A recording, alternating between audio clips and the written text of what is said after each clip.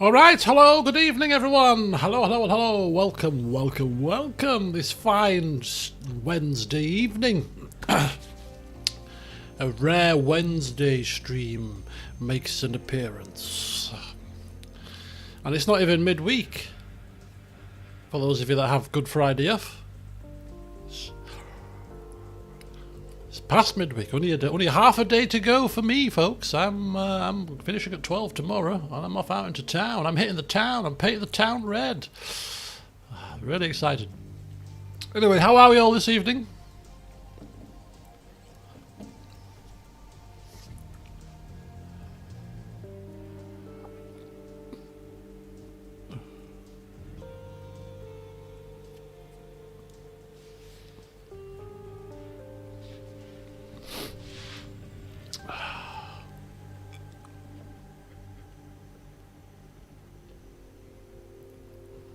We're in the middle of an ice storm. Do you know what's happened here? Oh no, it's fine.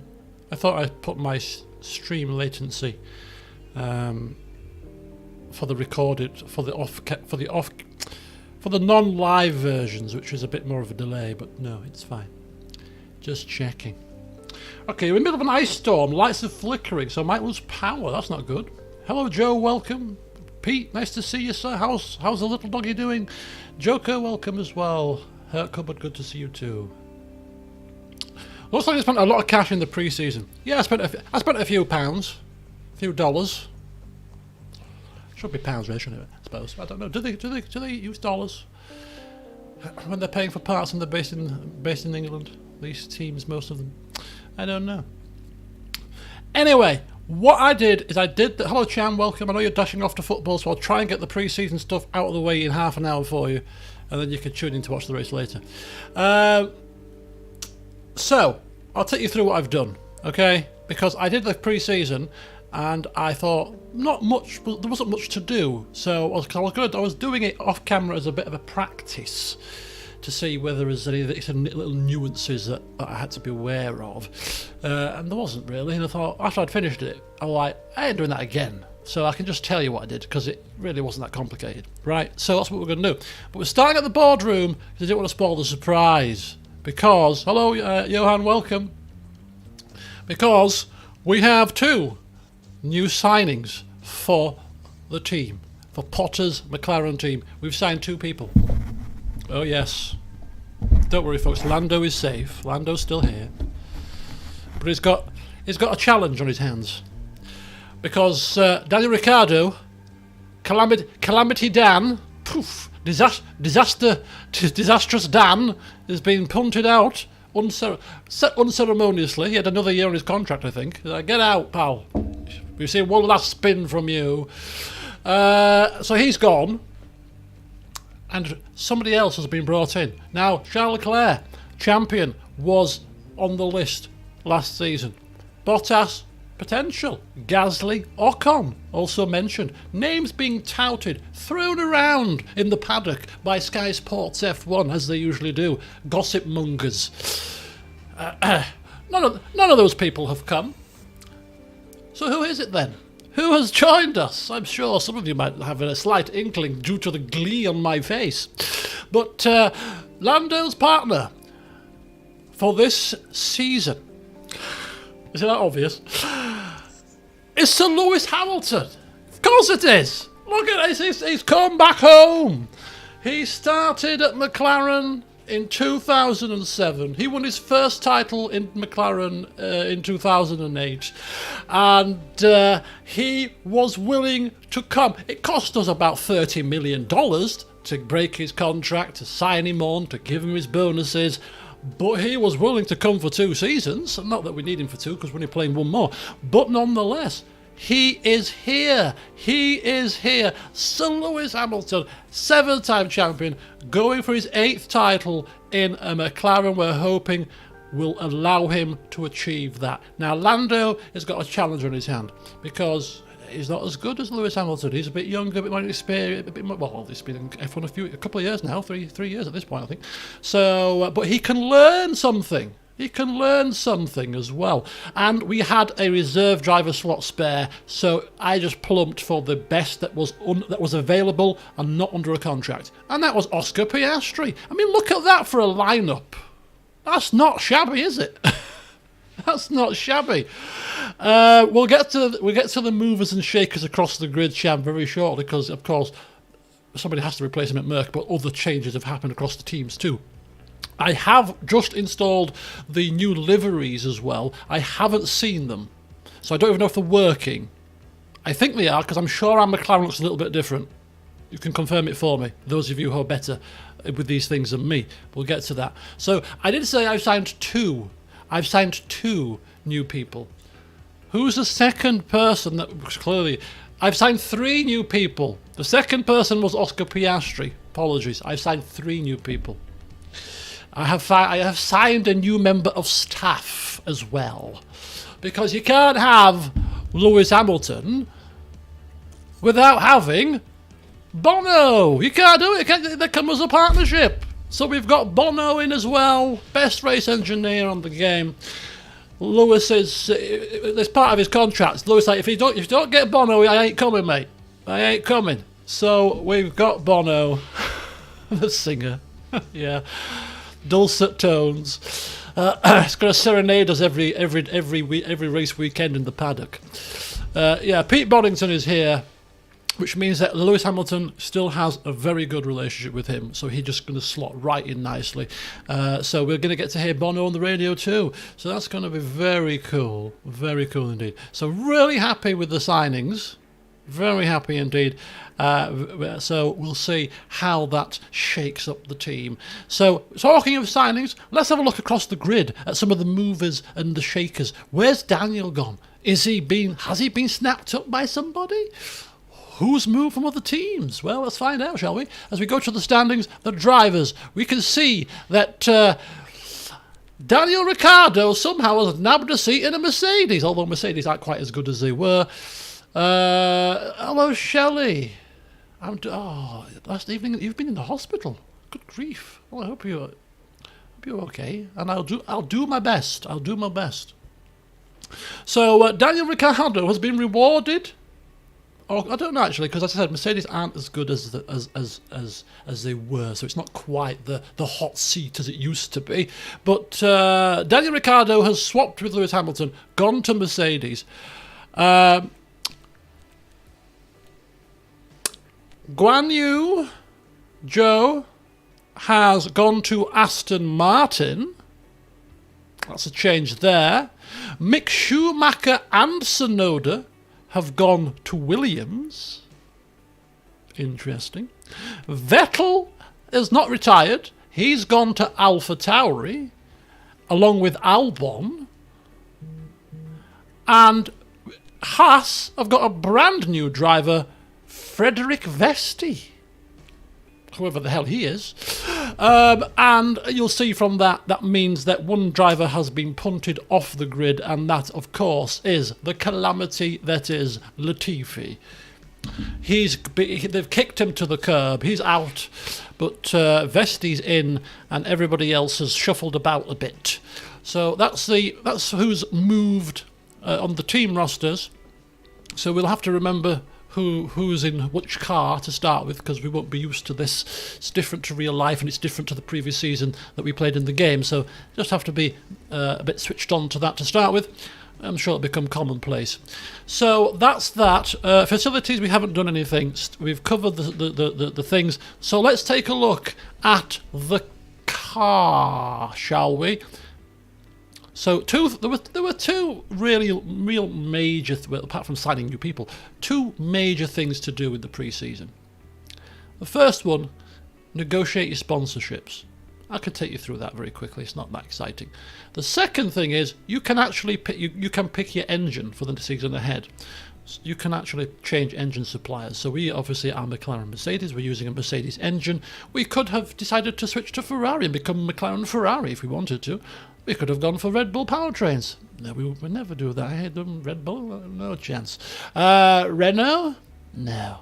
So we decided to stick with Mercedes. We are still McLaren Mercedes. We've been in partnership for a long time, despite the little break that we had in between with Honda and Renault. But I've been in McLaren and Mercedes for quite a while before that time. So that was the first decision. The second decision was sponsorships. Not that exciting. Basically, we could tweak some of these sponsorship deals. We could increase or decrease the number of merchandise units to give us more sponsorship money through the season, but that would give us a bigger upfront cost. Change the amount of events for the race simulator because it basically reduces experience boost. I'm not bothered about experience boost because this is our final season. So we just increase that to 22 because we're not bothered about losing experience boost there. Race hospitality, again, you just change the number of events. The more events means the bigger the impact on your team and your stats, but you get more sponsorship money. And then you get these little ones that you can customize. You don't have to take these, but we've decided to take a race driver appearance on a weekend. So we've asked for both drivers to go and make 6 media appearances over the course of the season. We could have done more, but I didn't want to go too heavy on this because it affects their driver stats in the race. We've given them 4 media appearances across the season on non-race weekends, which pauses their experience gain. So we could have gone for more of that, but I've decided that 2 million is fine. And race day factory events. So basically every race weekend we don't get manufacturing of parts because we never manufacture parts on the weekend. We always manufacture our parts to arrive before the weekend so we can use them. So we might as well have gone for the maximum number of weekends there because it's not going to impact us at all. Which means that we've got 110 million in sponsorship because we get a 95 million core fund based on our... I think it's based on our team rank and team rating rank. So that's a pretty healthy chunk. So that was our sponsorship negotiation. And then the final thing that you have to do is, of course, develop your car. So you pick the engine, you do your sponsors, and then you've got to start developing your car. You don't wait until the first race of the season to do it. You do it straight away. So like last season, we have been developing our car for downforce. So underfloor, front wing and rear wing, just like we did last season, is the focus of our development to this season too. So we already have our first developed underfloor with the word that I always forget, intense, with intense focus. Front wing the same, rear wing the same. So we already have on our cars a brand spanking newly upgraded rear wing, front wing and floor. Our performance from the back end of last season obviously carried forward as well. The research that we did to negate the loss of expertise in the low, medium and high speed cornering has been calculated as well, which means that currently our car, if we look at the rank on the grid, looks a little something like this. Top speed acceleration? Crap. Worst on the grid pretty much. Like it was last season. However, cornering, pretty much overall, best on the grid. Straight air cornering, best on the grid. Great downforce. DRS acceleration is actually pretty good for some strange reason. Top speed not quite so good. And engine cooling, engine braking, not so grand either. Who needs to cool your engine? Have you ever seen an engine overheat in this game and blow up? I haven't. What about your brakes? Does that have an impact? I mean, we had a couple of lockups, but nothing major. I haven't seen brake failure in this game, so I don't know what these stats do. It does affect the amount of lockups. It does make sense that it would. But we were crap last season with brake cooling, and we didn't lock up that. I mean, Daniel locked up a couple of times, but it didn't hamper us that much. We might focus on brake cooling at some point, but yeah. It is what it is. It is what it is. So we've got a pretty decent cornering car. Will that be enough? We can't develop every stat to be perfect in 2 seasons. So something had to give, and it was these stats that had to give. So we'll see if that actually does hinder us or not. It didn't seem to hinder us too much last season, but yeah, we'll have to see what happens this season. So there you go. That was the pre-season pretty much wrapped up in a nutshell. And now here we are at the Bahrain International Circuit for the second season under Potter's control, the McLaren team, with a goal to finish third or above in the Constructors, which should be doable, considering we finished third last season, and we should be better this season. So we'll see what happens. 3 times a race. Right. Okay. So I think top speed and acceleration we can probably live without, because that's just top speed. It's fine, but locking up could lose you a significant amount of time or take you out of the race, which is quite serious. So when we finished this rendition of wings and underfloor, we might focus on brake cooling for a couple of developments, for a couple of upgrades, because locking up would be an issue if it's going to cause damage to the car or take us off and take us out. It's massive points lost. So anyway, without further ado, we've got a race weekend to start. It's all exciting. Have the cars got the right liveries now? I don't know. I've installed it as the mod said. I paid £7.50 for this mod. It better bloody work. How are we going to perform? How's the car going to perform? Board expectations? Finish third. That's the only expectation that we need, right? Board objectives: happy, satisfied, currency. Yeah, long-term objective constructed. Current progress third. They want to finish third. Says it here. Season objective third or above. So we should be able to do that. All right then. So Bahrain. Let's just refresh ourselves with the strategy for Bahrain. It's a 2-stop race that I from memory. Is the race order the same? Yeah, the race order is the same. Race strategy: soft, medium, soft. Looks like the strategy to be using here, and I say that because there is a different couple of strategies here. The reason I think soft, medium, soft will be the best is because if you look at the compound performance, soft is almost a second faster than medium. Medium is 8/10 faster than hard. So we really don't want to be using those hard tyres if we can help it. So soft, medium, soft should be the fastest when we get to the screen that suggests our strategies. So we need to make sure that we keep 2 brand new sets of softs from practice and qualifying to use in the race.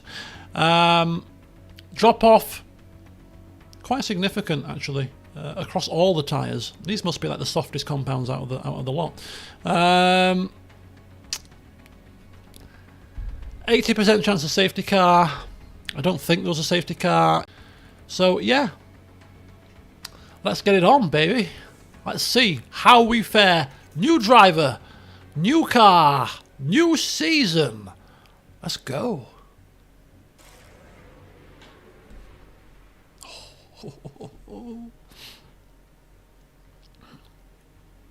Welcome to the archipelago of Formula One. Quiet. Okay, let's go. Let's go. What are we doing? I forgot. What did we do? It's been 3 months, boss. I've forgotten. Right, we pick the car. Okay, car parts. So what we're going to do is exactly the same as we did before. Engine 1 is the practice engine, only to be used in practice sessions. ERS 1, practice for the most part. We will be buying new engines and ERSs and gearboxes like we did last time. Gearbox 1, practice gearbox. So we might as well use those straight away. That's very simple. Car setups. Ooh, I need to bring up my car setup screen. Because why the hell not? Save some time. Bear with me, folks, now as I have a look at the setup here for Bahrain. Okay, there we go. So dial this in. So it'll be quite interesting to see whether the characteristics of the car change the setup slightly in terms of its optimum performance, because If we'd have remembered our performance for Lando, for example, our setup precisely, and written it down and put the exact same setup, would it be optimal every season, or would it change depending on your car's dynamics? That would be quite interesting to know. That's fine. So Lewis is done. Oh, I just had to say his name. He's in my car. Okay. Okay. All right. That looks fine to me. Righty ho.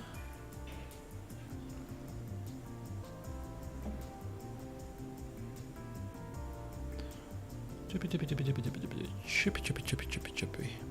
Right, very good.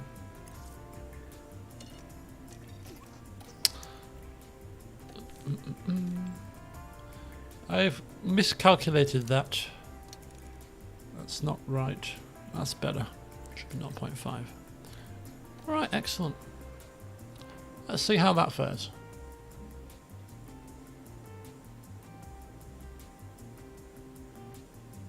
Okay, so engine cooling is for engine wear. Okay, that makes a bit of sense, I suppose. But yeah, because we're quite savvy with our engines, aka we turn them right down for practice, whereas the AI probably wouldn't. I think that helps. And of course, we're not adverse to spending $1 million or $2 million on getting some more engines if we need to.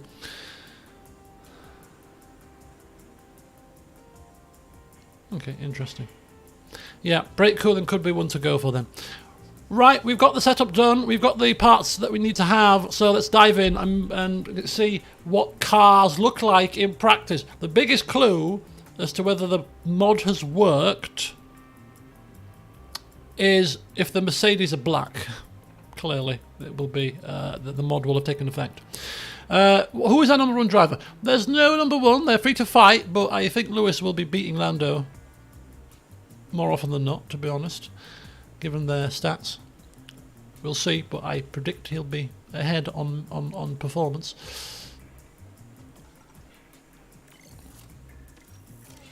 I mean, that McLaren, there was our car, you see. It's just a radio check. Where's the... Yeah, all good. Show me a Mercedes. Okay, so that's a green light. Ah, I recognise that voice. Is that you, Bono? Right, let's get the hell out of here. And let's get you out as well. And let's go to 16 speed. And let's go! And let's turn everything down like we used to do to conserve these parts. So you have to go an entire season in practice. So let's turn them all down. Right, I want to see other cars on the track. Okay, we've got a Williams. Do Williams look any different this season? I don't know. Let's have a look. Where's his Williams? Oh, slow down. Is that a different looking Williams? I think so. Maybe. Is it? There's an Aston Martin out there as well.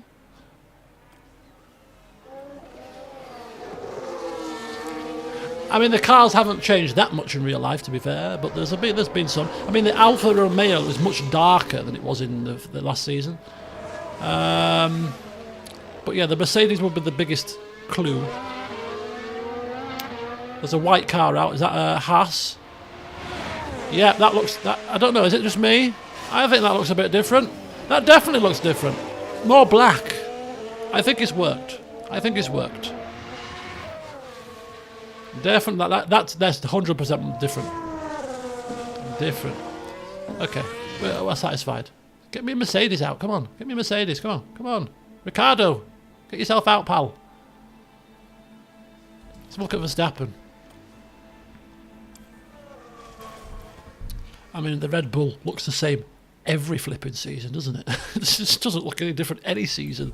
The Red Bull, always exactly the same. Yeah. Okay, Mercedes. A Mercedes is moving. Is it black? It's black! Hey! So it's definitely worked then. That's cool. That's very cool. I like it. So we've got the new liveries in. It's just these little touches that keep it fresh, you know. We've got new... Hello, Frida. So we've got new driver lineups, we've got new liveries, and we've got potentially a new performance on the grid. Are Ferrari still going to be the dominant team? Have Red Bull taken a step forward? Maybe Mercedes might have taken a step forward. Don't forget they finished strongly at the end of the season. Hamilton taking second place, did he? Behind Norris in Abu Dhabi. I mean, I love the black Mercedes. My favourite Mercedes of all time is the 2020 Mercedes, which was black, looked so beautiful, and had the DAS system, and was absolutely a beast. See you later, Cham. Enjoy the football. That was my favourite Mercedes of all time. Probably one of my favourite F1 cars of all time. So it's just a toss-up between that and the 1998 McLaren for me. I love the 98 McLaren. Which was designed by Adrian Newey. The genius that is Adrian Newey. Anyway, so there we go. We've got the liveries on, so we'll enjoy that. We'll enjoy them more in the race. The advertisings on your vehicle seem different too. If it's the full livery, they should do. The Ferrari should look a little bit different as well, because they are a little bit different this season. A touch different. You can see the black on the side of the side pod there. As it comes past, there's a black thing, bit of advertising, which is, I think, different. There, that little black thing there you see next to the Shell sign, I think that's new for this season. So yeah, I think we're okay. I think we're good. I think we're very good there. Perfect. Happy days. New liveries. I'm eager to see the performance of these cars. I don't think the performance of these cars will be much different to last season, to be fair. I don't think the AI is going to take like massive steps forward. I could be wrong. Give us a balance check when you can. Yes, look at that. This is the Aston, this is the Alfa Romeo this season. Last season it was predominantly white and red. This season black and red. Very similar to the Ferrari, in fact. So yeah, there it is, look.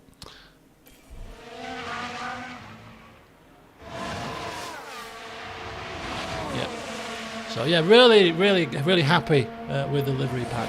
Really happy indeed. And in addition to the livery pack, I mean, you pay £7.50 because it's a Patreon account, so you get all of the mods that you want. And one of the mods on that Patreon is also the a 2023 database and performance thing. So basically, it transports all of the relative performance of the cars so far this season, and the liveries, and the suits, and the helmets, and everything into the game. When it's fully finished, it's still a work in progress, like the suits and stuff. But yeah, the chap has done a sterling job, I must admit. Well worth £7.50 of my English pounds. Right, okay, let's carry on. Okay, so we've got a decent... It's all good. It's a cool car to drive. We've got a decent setup. Copy that. Not optimal, but decent. If it's 90% or above, we don't tweak it. We'll keep it as it is. If it's less than 90, we tweak it. That's the rule. I don't want to be seeking 100% setup every time. So the Ferraris are significantly quicker than Verstappen. I don't know if Verstappen's just a bit of traffic. You know, it's practice. It doesn't really mean a great deal. Right, let's reconfigure. Setup 84%. Not grand, that is it. Not great. Let's have a bit of a tweak of that very shortly with Mr. Hamilton. It's going to take a couple of tweaks to get this above 90, I think, given that it's not quite on the money just yet. Let's have a look at that. Right, okay, let's try this. Let's try a bit of this action. Let's tweak it there, tweak that like that. Okay, and like that. Let's give that a go. Right, run plan. I think we'll stick with another 15 lap run, and we'll put on a set of mediums, and we'll crack on with that. Lando, 88%. Oof. It's close, but no cigar, sir. Close, but no cigar. I have to remove all of these. I don't know why this didn't clear. Okay, what I need to do is I need to load this preset. And I need to... Right, so just bear with me, folks. This is not working out as well as I'd hoped. Okay, good. And go. Really? I don't know if this is, I don't know if this is right. You know, this looks a bit off. I think I might have screwed his setup up a little bit here. We'll see the sliders where they end up. Could be right, could be wrong.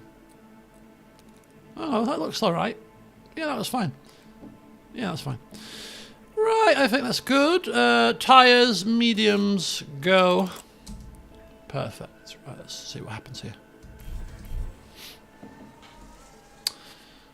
Oh, okay. Oh, did someone run wide there? So F1 is taking a big break now because China, the Chinese Grand Prix was cancelled, and they haven't replaced it. So there's a 4-week break before Azerbaijan now.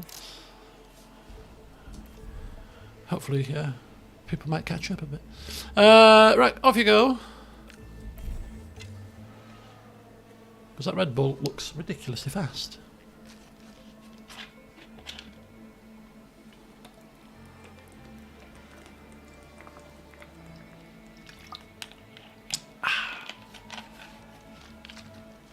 So, Easter plans, people. Have you got any Easter plans? I mean, I'm not religious, so I don't celebrate Easter per se, but I eat Easter eggs. That's about it. Although I'm really looking forward to my Hotel Chocolat Easter sandwich, which is basically like a sandwich of an egg. It's hard to explain. I might show it to you if I do a stream on Easter Monday. Or Easter Sunday, even if I'm not doing anything on Sunday, I'll show you this thing. But it's white chocolate and caramel chocolate. It sounds delicious. It looks like it looks delicious. I've also got a Kinder Egg Easter egg. I love Kinder eggs, so it's basically just a large Kinder egg. Heaven! Oh my God! I'll eat that in one go. I'm having to work out extra hard to make room for these things. Balance check, balance check. That is not our car. Why are we following Gasly? You're going camping at the weekend. Weather is going to be a little bit hit and miss. It's going to be dry spells. There might be the occasional shower, but it's not looking too bad. About 14 degrees up here, with a 15-20% chance of rain on the Sunday. I didn't check for Saturday, but it's not looking too bad. You might be in luck. It's really unfair this, because in 2020, you all know what happened in 2020, of course, every bank holiday weekend was glorious sunshine. Everyone. And we couldn't go outside.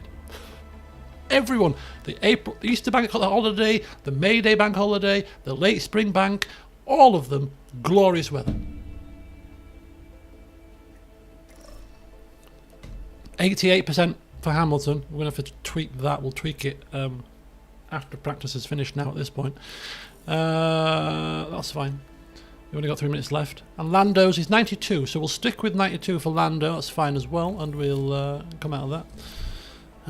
Although technically speaking, we get a free change with Lando, so we could change it for free between sessions if we wanted to. I mean, we might as well. No, we won't. We won't tweak it anymore. I'll stick with my strategy. Okay, Lando, that is the end of the session. Which is above 90, that's your whack. To prevent from, you know, this kind of min-max affair. Okay, so Max Verstappen eventually pulled it out of the hat and leapfrogged the Ferraris. Of course, this is practice. Alpine. Have they made a serious forward jump? Mercedes. Don't forget, Mercedes have lost Hamilton, and Daniel Ricciardo isn't the greatest of drivers. He's not bad, but it's not Hamilton, is he? So him dragging this Mercedes perhaps above its performance level is less likely to happen now. So they might well find themselves struggling to even get to 4th place this season in the constructors if they're not careful. But an interesting little mix there. we'll see how it pans out in the first practice session. He is on a set of mediums as well, by the way, so there's that to take into consideration. But yes, okay, let's have a look at Hamilton for the car setup here as our first task. See if we can tweak this a little bit more. Where are we? Great. Optimal. Right, okay. Great.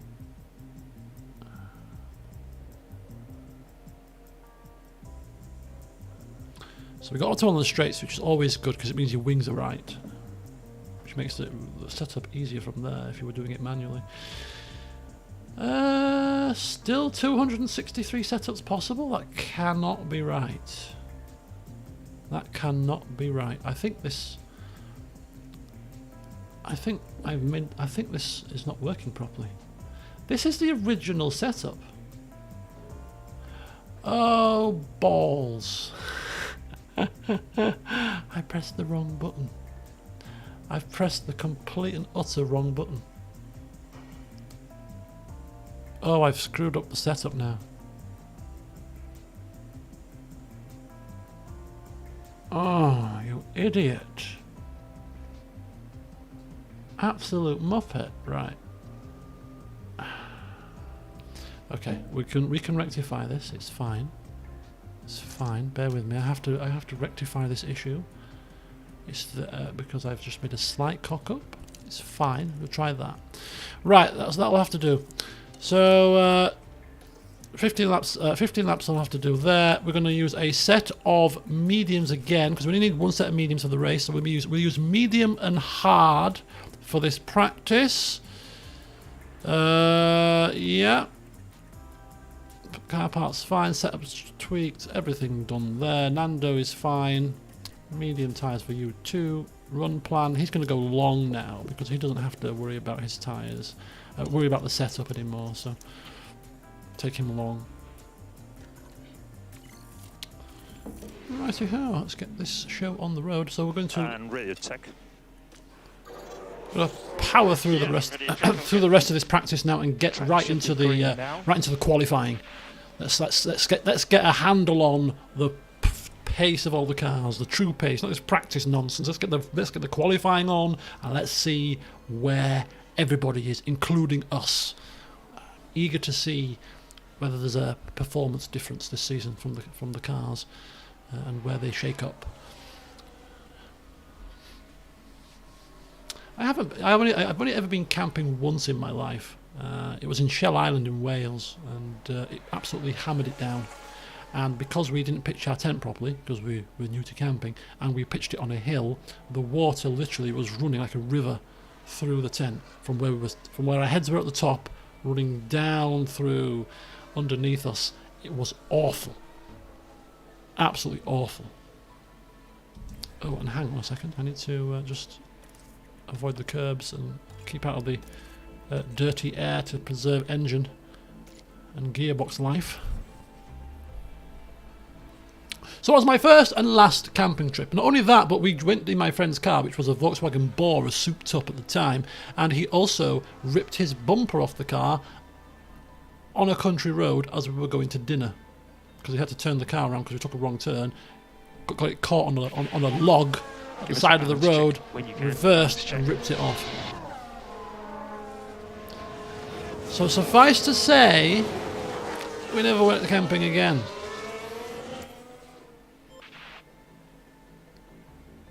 Oh, now look at the Mercedes. Now they're showing a bit of pace. Ooh, interesting. If they are realistically that close to the Ferraris and the Red Bulls, this is going to be a very fun season. Assuming that we're in this mix as well.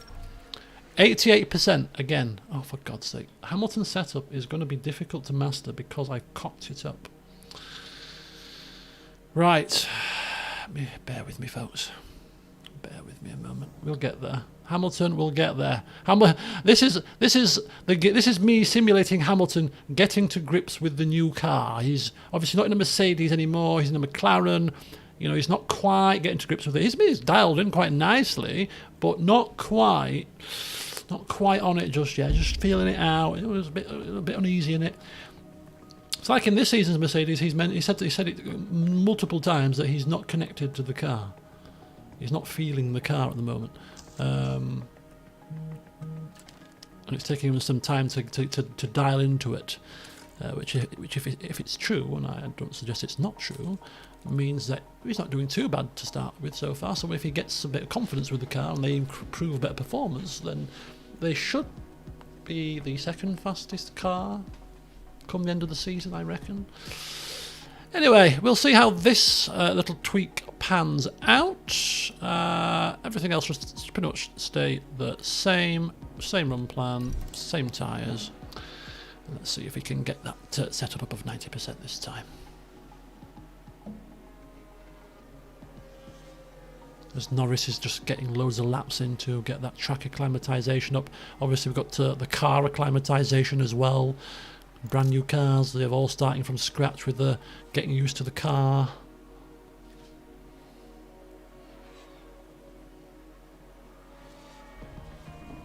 I recorded a video update today, so that's going up tomorrow because I'm busy tomorrow.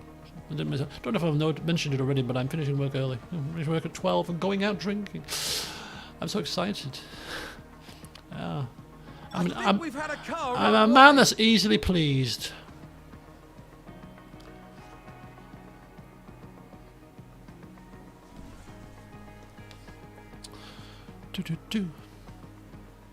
And then Friday, I am going into full cleaning mode. This entire bedroom, top to bottom clean.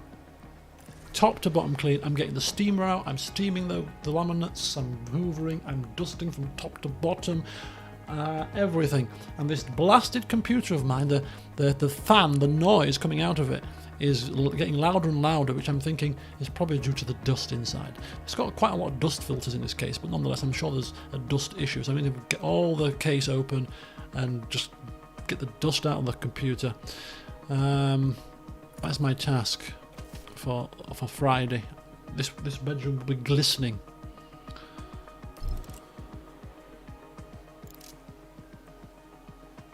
Did I give you... Hang on a second. I did give you some fuel, didn't I? Yeah, that's probably too much fuel. I'll need to take some fuel out here.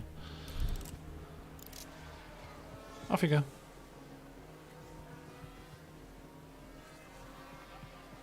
We'll have to bring Hamilton in and put him on some hard tyres, otherwise we could. It doesn't matter, to be fair, because we have to use a set of softs anyway.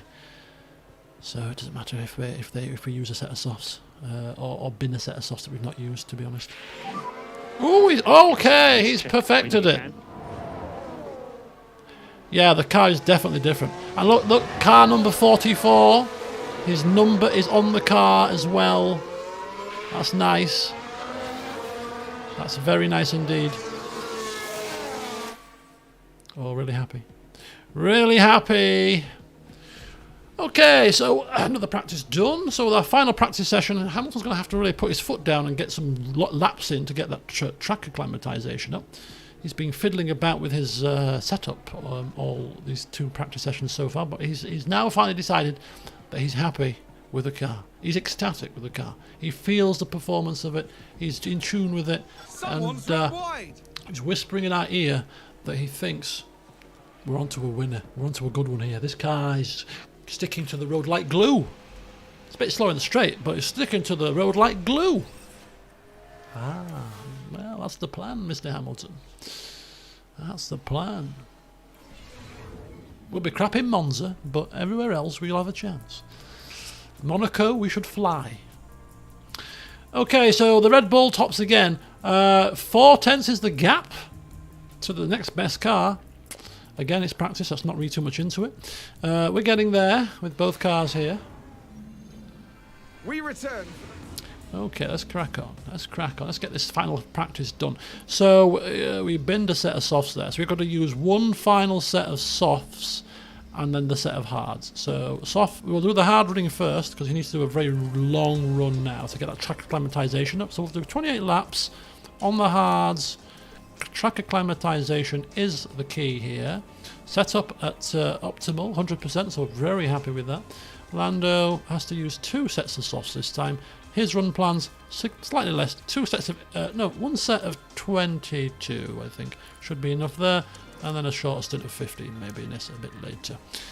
Yeah, that'll sound like a plan to me. Let's try that. All doing different little strategies and different runs. And Lando, radio check, radio check. Yeah, confirm. Cars are out. Track should be green. Driving around like lunatics. Speaking about driving around like lunatics, it just reminded me. I don't know if it's just in this city, and I'm talking UK here more than anything, but you cannot go hardly anywhere without there being flipping roadworks. Absolute chaos. Now watch this. Lewis Hamilton involved in this one. What have you done? Oh, he's turned in. That is a serious collision. He's turned in on a Williams. Is he going to get a penalty for that? Has he damaged his car? Oh, We've got damage. what the hell? Lewis Hamilton, first race for the McLaren team, has crashed into a Williams. Not knackered a wing. That's 400 grand down the pan already before we've even started. Holy hell! Can't blame that on the brakes. It didn't bloody turn. Right. Oh my God. He's knackered his front wing. How do you tell if it's knackered? Is it knackered?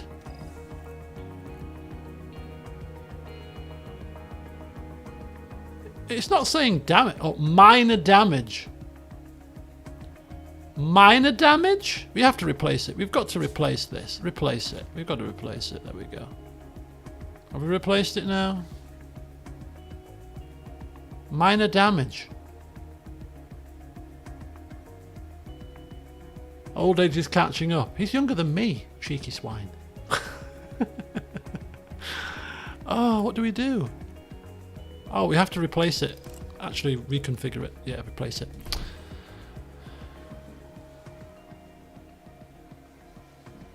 Yeah, I was talking about roadworks. His wing should be fine now, right?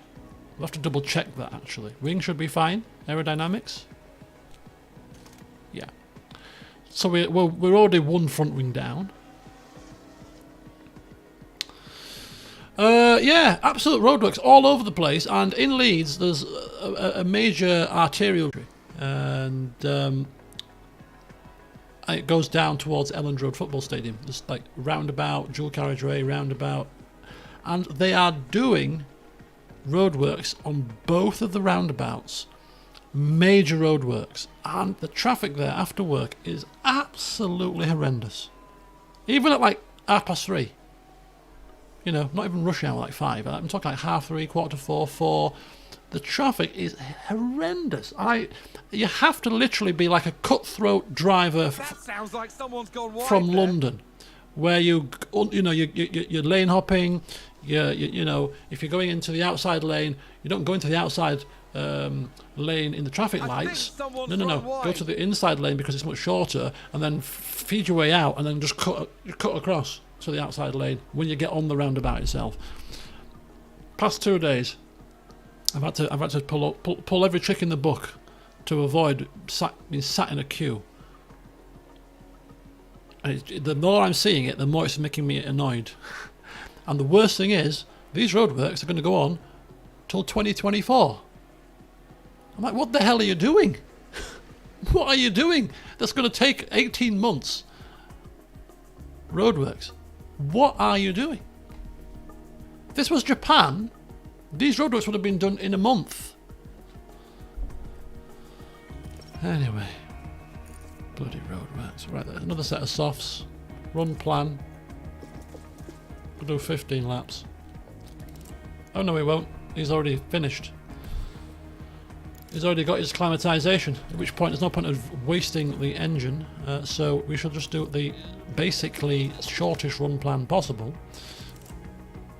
But we don't even have to do that. We don't have to send him out because they're going to burn a set of softs anyway, so we don't have to use the softs. So yeah, just get rid of them. Leave them. He can stay in. You can stay in, Sonny Jim. It's Lewis that will have to come in. Because I think we're using it. Are we using another set of softs with him? Because otherwise we can keep him out as well. Keep him in as well. We'll bring you in very shortly.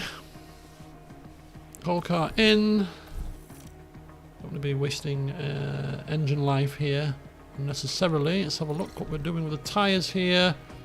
Yeah, set of softs. That's fine.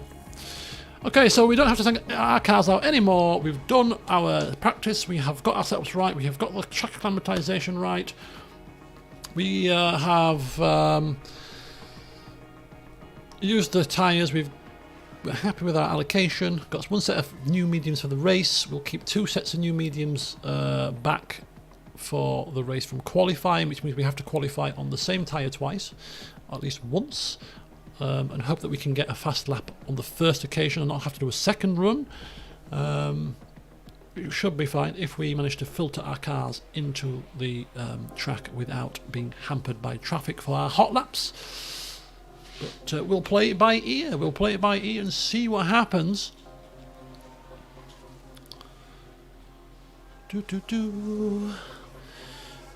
Bottas looking pretty quick there, up in 3rd position. We've had Alfa Romeos in the top 5. We've had Alpines.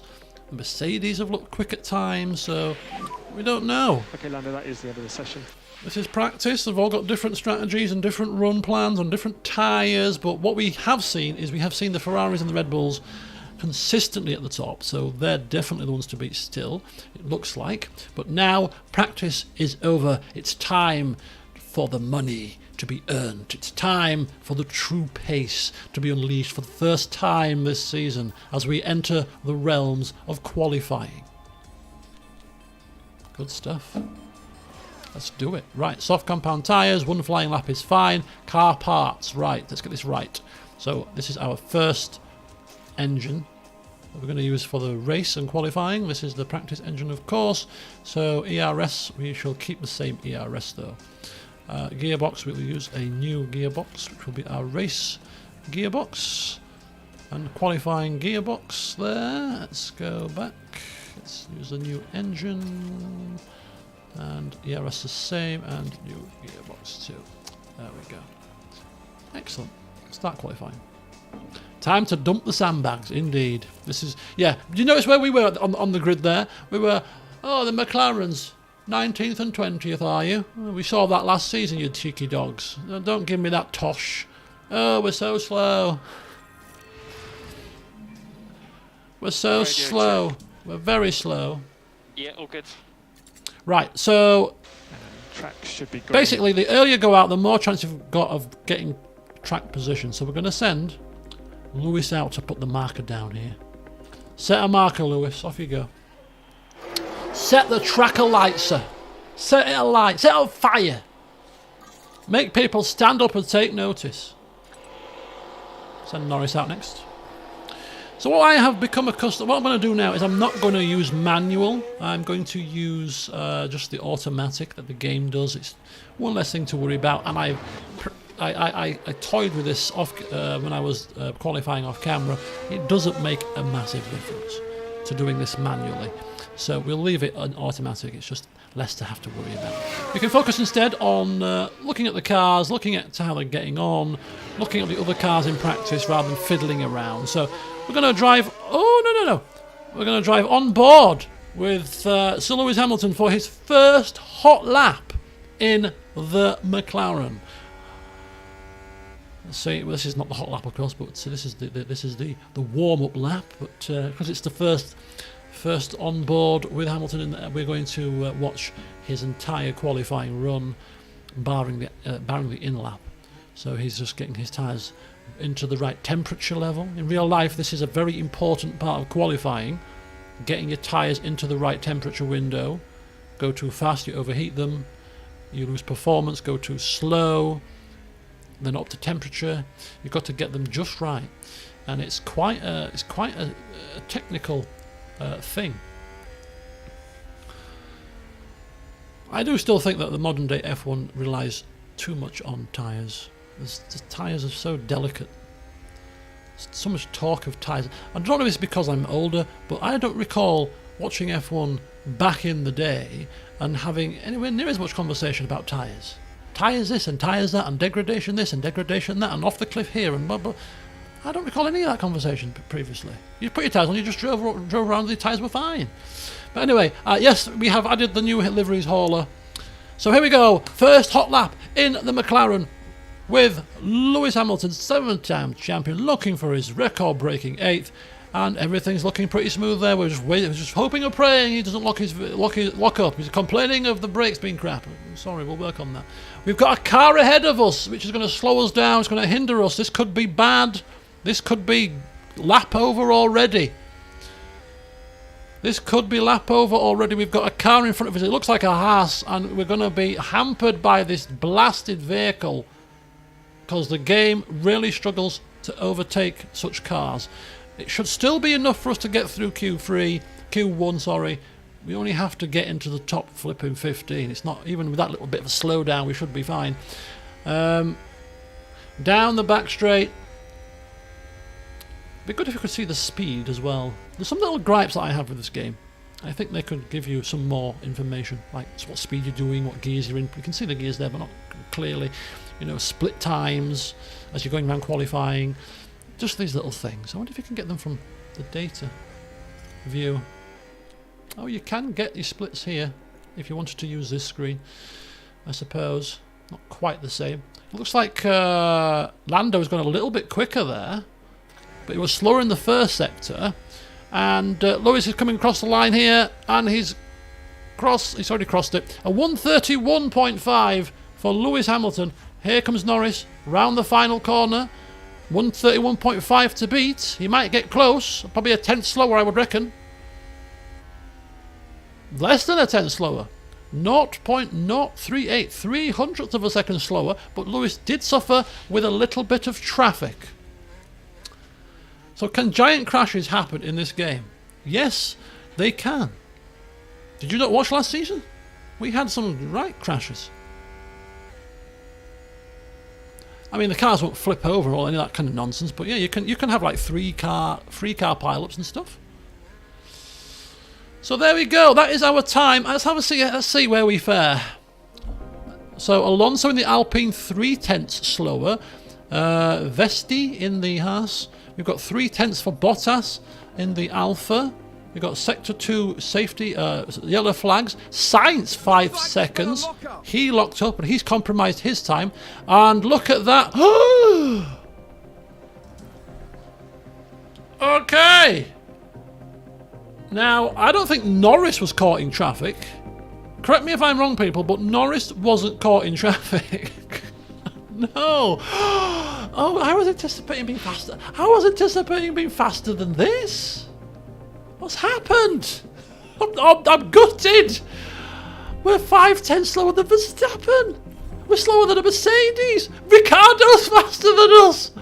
He's getting his revenge. There's an issue here. There's got to be some issue here. There's got to be an issue. Oh no. This can't be right. This cannot be right. Oh my God. We've got work to do. We have got work to do. Who's running wide there? I don't care. Who cares running wide? I mean, we're closer than we were last season. Look at this. We're in 7th and 8th. We're not going for the second lap, but Mercedes aren't what they was. Well, they're not. They're in 5th and 6th. Oh, no. Hamilton's probably got another 2/10 in him, though. He was hampered. But that's the Red Bulls have made a big step forward. Compared to... Remember, Ferrari were we can probably... Well, we can't check now, but we can check at the end of the race to see how the teams fared last season. And I could have swore blind Ferrari 1-2 locked it out.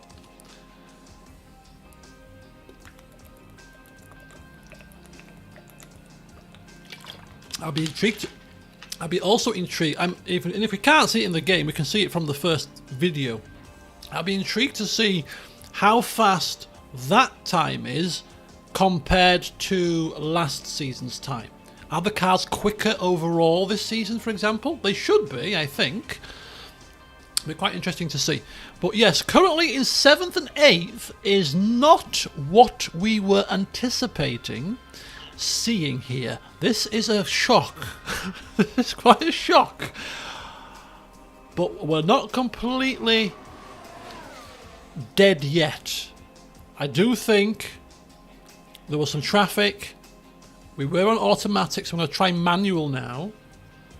I'm severely hoping that we get an improvement here. We get an improvement. Right, let's have a look at Lando. Right, get straight out. We're going to take Lando out first this time. Yeah, I'm ready. Check all good. Okay, so that's Lando is going out. There comes the Mercedes. I said it before, but I just love the black Mercedes. Right, okay. We have to see this properly. We have to see this properly now. I'm going to focus on just one car. Hamilton can stay in the pits for now. I need to see this with my own eyes. I'm taking full control here, including going balanced to get a bit of the fuel out. Let's burn off as much excess fuel as we possibly can. We'll stick to the outside view here. So a 1:31.0 was the Red Bull's time. Let's try and start Hamilton at this. Let's try Hamilton going out here. It's all about getting it into clear air to start with.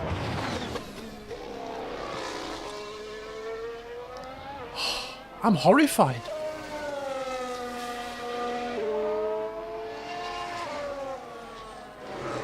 Die for good. Yeah. Can't be a bit of hardcore, can you? Can't be a bit of hardcore. It keeps you on your toes. It makes your decisions more meaningful. Manual control. Let's go balanced. And think about left lifting coast.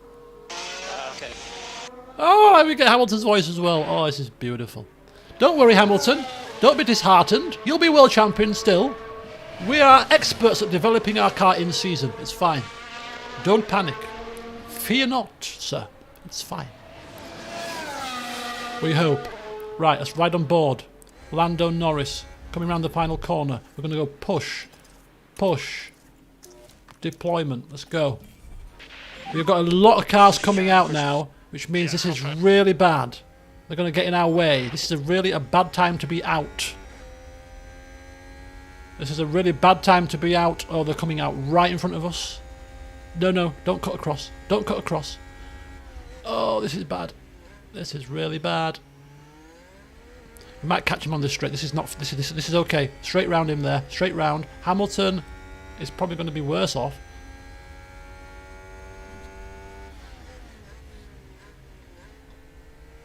Okay, that seemed okay to me. That seemed okay to me. Completely, just one little bit of car to pass, and there's no more. Oh, there is another car to pass, but we might catch him on the straight. Hamilton needs to be put on to attack now. He's coming around the final corner. Okay, go. Just push. Yep.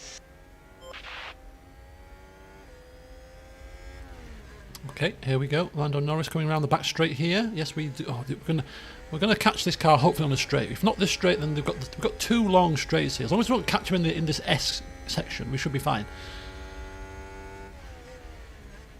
Bit of a strange left turn there. Bit dramatic. Right, we need to make sure that we pass this car before the final corner, otherwise we're going to be compromised here. The car goes offline, gets out of our way. This is good sign. This is a good sign. The Alpha Tauri, it looks like to me. There we go. And he's he's gone a little bit wide. Is that a bit wide? It looks like he's gone a bit wide there. Right, 131.0 is the goal. 131.495. That is our pace. That's shocking. Absolutely shocking. Okay, so pre-season, we've lost performance over the pre-season compared to the other teams. Right, Hamilton. Just be careful with this tyre. Hamilton, we're going to rely on you dragging this car around by the skin of its teeth. You're going to drag it. 131.2. Come on, we need a 131.2 here. That might put us in the top 4. Ricardo's gone 7 tenths slower. Could have been in traffic though. That's not a representative time. But you know, it's fine. We'll take that. You stay down there, Daniel. Don't embarrass us now. Okay, that's not as wide. Lando went wide there as well. It's worth noting. Lewis was not as wide there. Hamilton's only 400ths quicker than Lando. I thought he would have been quick. I thought he. Well, I'm getting. This game is shocking me at the moment. I thought Lewis would be at least 2 tenths quicker than Lando, given the difference in skill. I thought we were going to be faster than we are. This is horrendous. This is. I mean, it's great for Lando, isn't it? It's great for Lando. He's right in the mix with Hamilton. He could be a title contender. This session is looking a little bit better.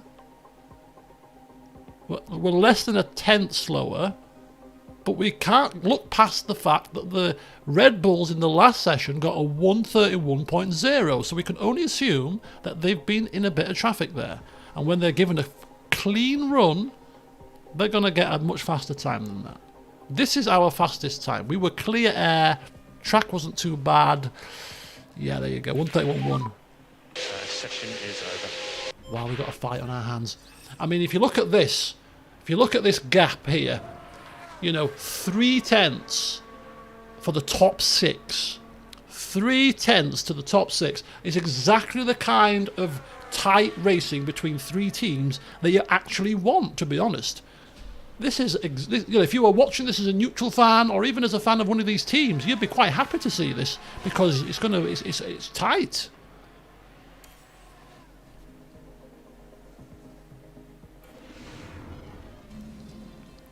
Pretty tight, and very tight between Hamilton and Norris. We're talking both sessions less than a tenth of a second both times. Holy cow. Right, so strategy on the race is going to be key. We've got to take advantage of everything that we possibly can. Safety cars, virtual safety cars, weather, the whole kit and caboodle. We have to be on it to maximise our performance because we don't have the car pace at the moment. But we are closer than we were last season, and look where we finished. So I'm still confident that by, you know, give us another couple of upgrades, we'll be making some great forward moves. Don't forget, our second set of upgrades for our wings is going to be coming in less than 3 weeks. So we've got upgrades coming quite soon after this race. So we're not panicking. Right, we get 1 set of tyres for Q3. So we need 2 sets. We need 2 sets for the race. So what we're going to have to do is we're going to have to use a used set first to put a banker lap in. And then we'll use a brand new set for our final run, which will be when the track is most rubbered in. So this is a banker lap. We don't expect it to be fast, but it's just to get a time on the board. We need 2 sets of softs spare for the race. Same with Lando. Get a used set on. Okay, off we go. Whew. She. It's just a radio check. Right. Yeah, confirm. Again, timing of getting Track our should be green now. guys out here. I mean, the cars probably... What we're going to do is we're going to wait for a couple of cars to go out first. There we go. And we should go... Don't want to go too soon. We'll go now with Hamilton. And we'll go very shortly with Lando too. Now? Now's good. Right, there we go. So we're going to just do a bit of 2 speed here for the outlaps. So make sure that we get everything right here. Yeah, there's more black on the McLaren this season, I think. Okay, good. So we're using used tyres. Oh, Ricardo has spun! What a shock! What a surprise! He spun at 40 miles an hour. What the hell's wrong with you? That's what you're getting, Mercedes.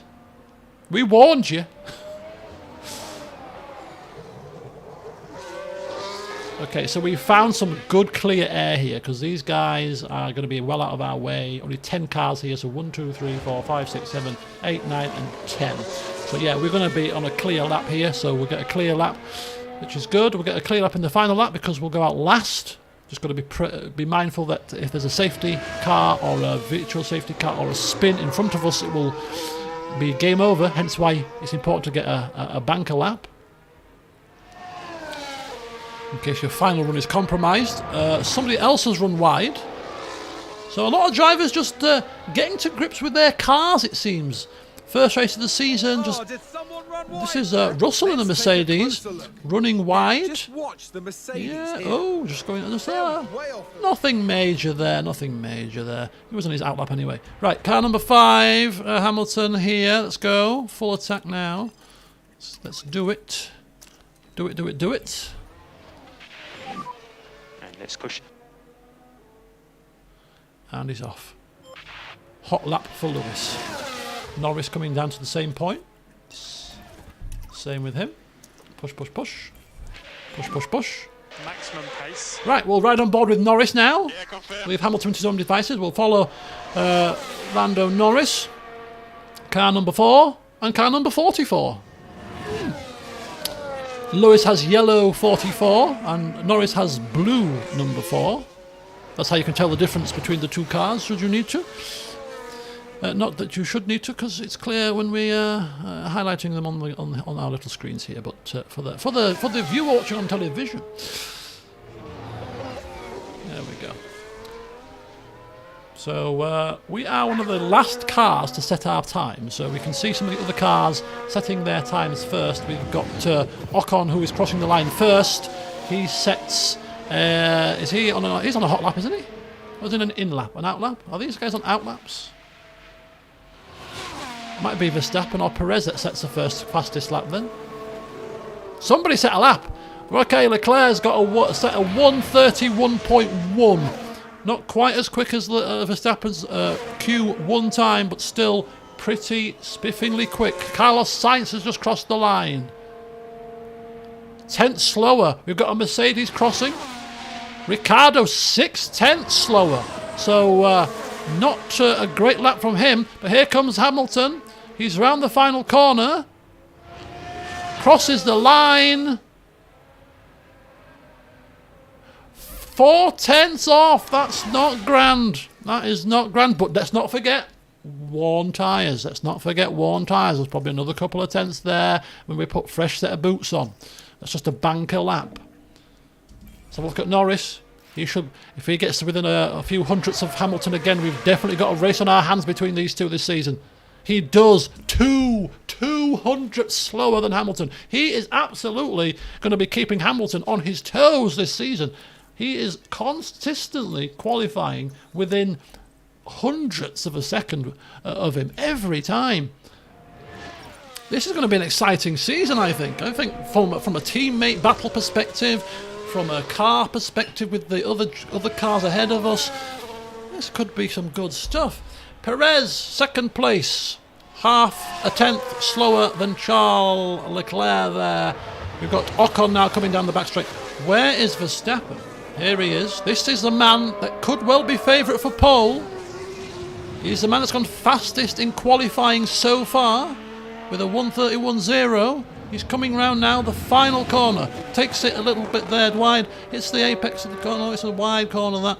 Down. Not going wide there. Looks very smooth. Crosses the line. He's done it again. 1:31.0. He qualifies so far on provisional pole. Provisional pole for Max Verstappen. He's looking to take his title back off Charles Leclerc, who won it quite comfortably in the end last season.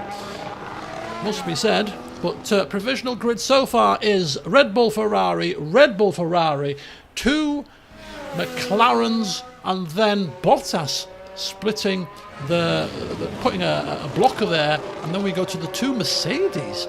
We're looking a little bit sluggish. Don't know what's happened to them in that particular first run, but that's not glorious, as we now put on the fresh set of tyres, which would hopefully help bring us a bit further closer to the front of the grid. And we just wait now until the cars have all gone out and we finish our time last. Who's getting paid more? Hamilton, by quite a margin, actually. I think we're paying Hamilton 25 million, and I think Norris about 15, 12 maybe. We can check after this race, but yeah. Basically, we're being ripped off by Hamilton, aren't we? We're getting somebody that's performing the same as you so far and paying half the price. We'll check that out, actually. It's quite an interesting value for money. Right, everybody's gone out now, so let's slow this down. Get on board with our cars. We'll take Landabout first. Knighted prices. A knight of the realm. Of course you should pay me more.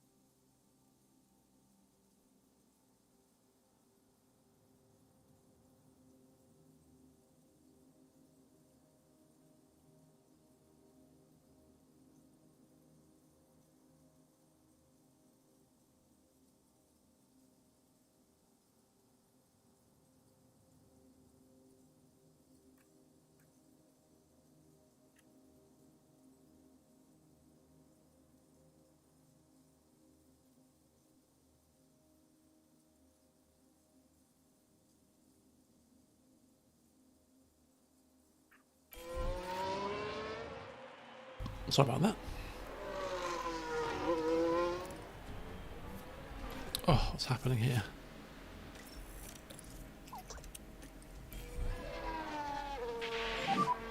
And think about left 15 coast. Righty-ho! So we will be the last cars to pass the line here. As we just going to speed this up to 2 speed as we get round our hot lap, our out lap, sorry. Whew. I don't think we're getting above 5th and 6th here, to be honest with you, but you never know. Oh, we took Norris out first, and we better be careful here that we don't get them confused. So Norris coming down. Final corner. Attack. Push. Deploy. Let's put on that screen there. There we go. Come round, come round. There we go. Go, go, go, go, go. So Norris crossing the line. This is his second hot lap now. Fresh tyres. This is it. It's all or nothing. Hamilton the same. We'll follow Hamilton this time. Yep. Okay, let's have a look at the data view here and have a look at some of the split times for some of these cars. No purples or greens, it seems. Difficult to see what's happening. Charles looks like on a second hot lap here. Quite worn tyres these cars are on. So the AI are on worn tyres for their second laps. Completely reverse compared to us, which means I don't think they're going to improve their times much. So Norris is slower in the first split, which is interesting. So he's got fresher tyres there. But Hamilton is quicker in his first split. Back to the data view. Hamilton 27.3, Norris 27.383. Very, very close indeed. Very close indeed there. So we continue on. How to get rid of this view? Thank you, race view. So they're neck and neck on the timing sheets here. Where is his second sector time? There you go. Norris is now quicker in the second sector than his first qualifying run. People are crossing the line. I don't expect them to improve their times, to be honest with you. They were not looking ground their tyres. Let's have a look at the splits. Again, look at that. Neck and neck. Hamilton is quicker. Quicker on both splits, but only just. Norris crosses the line. 5th. Hamilton crosses the line. He'll probably take 5th away from Norris at this point. 5th. Oh, he's stretched it a little bit. He's stretched it a little bit. It's half a second now. No, it's not. Sorry, it's half a tenth. Half a tenth of a second. So it's still less than the 10th. So there you go. 5th and 6th is where we are. Cham, you've missed it, man. We had high hopes for the car. I was anticipating qualifying on pole, if I'm being honest here. And it just so happens that the big boys have outdeveloped us in the pre-season. Verstappen, as you can see the timing screens there. Verstappen qualifying on pole with a 1:31.0. Leclerc second, 1:31.1. Perez third, 1:31.2. Sainz fourth. So the top 4 separated by just shy of 3/10, and then you've got McLaren, Hamilton 1:31.4, and Norris 1:31.4. In season development. So between the top 3 teams, it's relatively close. Even Alfa Romeo and Bottas is 1:31.6. The Mercedes will be no doubt very disappointed to see themselves languishing in 8th and 9th, but that is their pace, I'm afraid to have to say. That is their pace. They were getting 1:31.4s in Q1, but I mean conditions change clearly. But yes, so the top 6 qualifying within 4/10 of each other, so could still be very close in the race. No, this is the final season. Come what may. Come what may. Yeah. We were much further back than this last season, and look where we ended. So in season development, we are confident we can overhaul this position. It's fine. We're not panicking. It's just that we've got to knuckle down and get those engineers on the case. And even with a 4/10 difference in qualifying, race pace is a different kettle of fish. So let's do it. It's 9 o'clock. The race will be about an hour and a half. The time has come for these drivers to fight it out wheel to wheel. It has indeed. Don't forget, we've got fresh, soft tyres ×2 with both cars, which could come into effect. So let's have a look at the strategy and see which ones are quicker. So that's a 50. That is a 1 hour 33 minutes and 57 seconds. That's slower. That's slower. So as I thought, this is the quicker strategy. Tyre wear wise, we cannot afford to push too hard because we are taking these tyres literally to the bitter end. A safety car or a virtual safety car could help us. Not sure if the AI will have the softs to do this strategy, but we will see. Lando's going to do the same.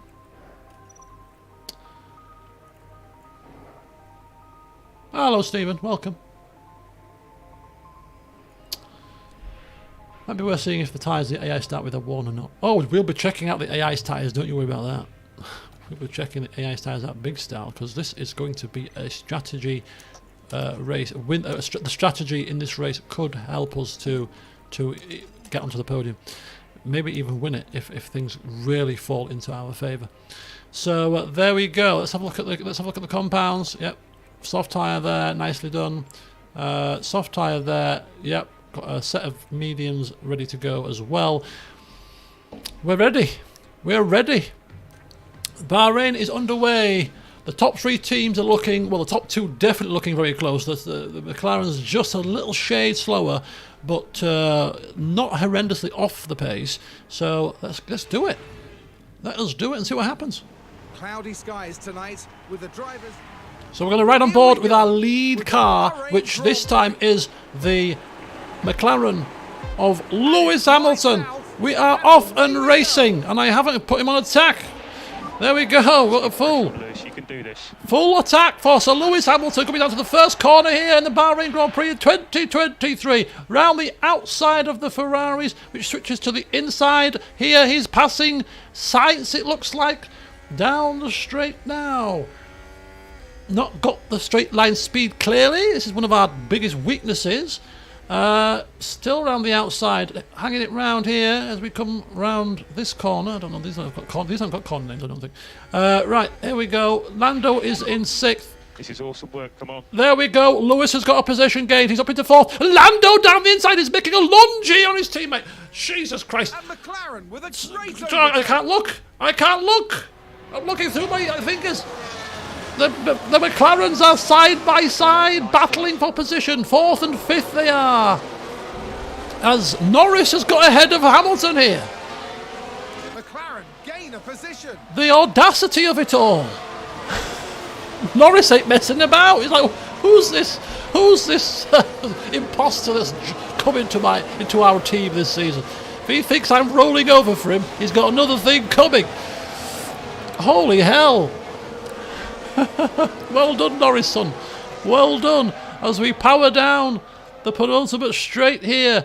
Look at it. It's Perez, Norris and Hamilton. All very close indeed. And we're going to turn them down from the ERS at this point. We'll turn them down the ERS. We're going to turn down the tyres because the tyres is quite critical for this strategy. So we can't afford to push too hard on the tyres for too long. Let's have a look now at other cars. They are all using more worn softs than we are. 91% and 92. They're on 82, which is not too bad. Which good strategy for us here. Makes it more likely that they're going to go into a set of hards rather than soft, medium, soft. I reckon that might be doing sort of maybe soft, hard, soft, medium. Oh, we've got a crash or something's happened. Maybe a car running wide?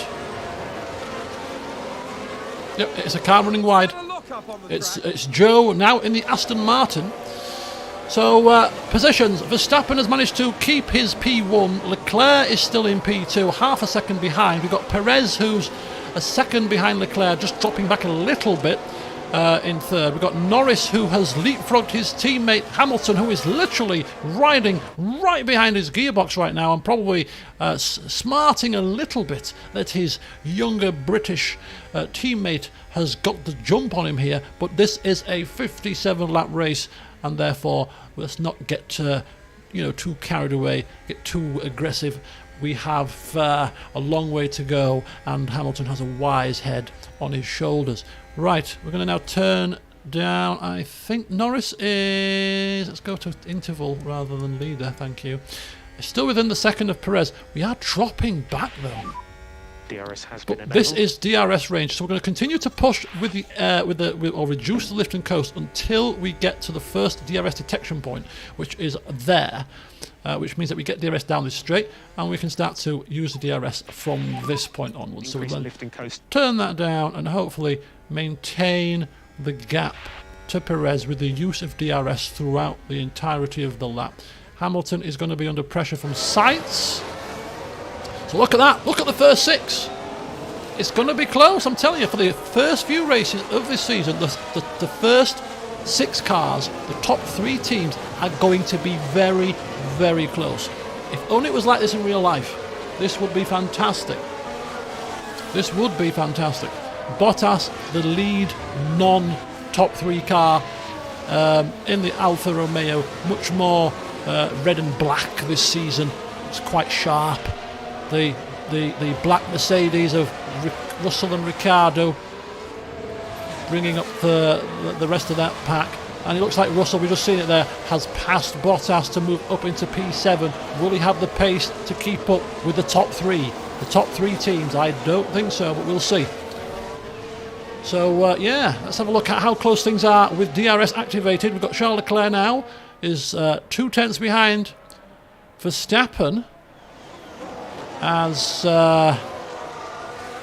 DRS will be activated. I will be surprised if Leclerc doesn't get the job done here. Of course, Verstappen's the lead car, doesn't have the advantage of having DRS himself, but he's managing to keep that Red Bull ahead of the Ferrari here. Perez right close as well. Norris closing up. Hamilton closing up.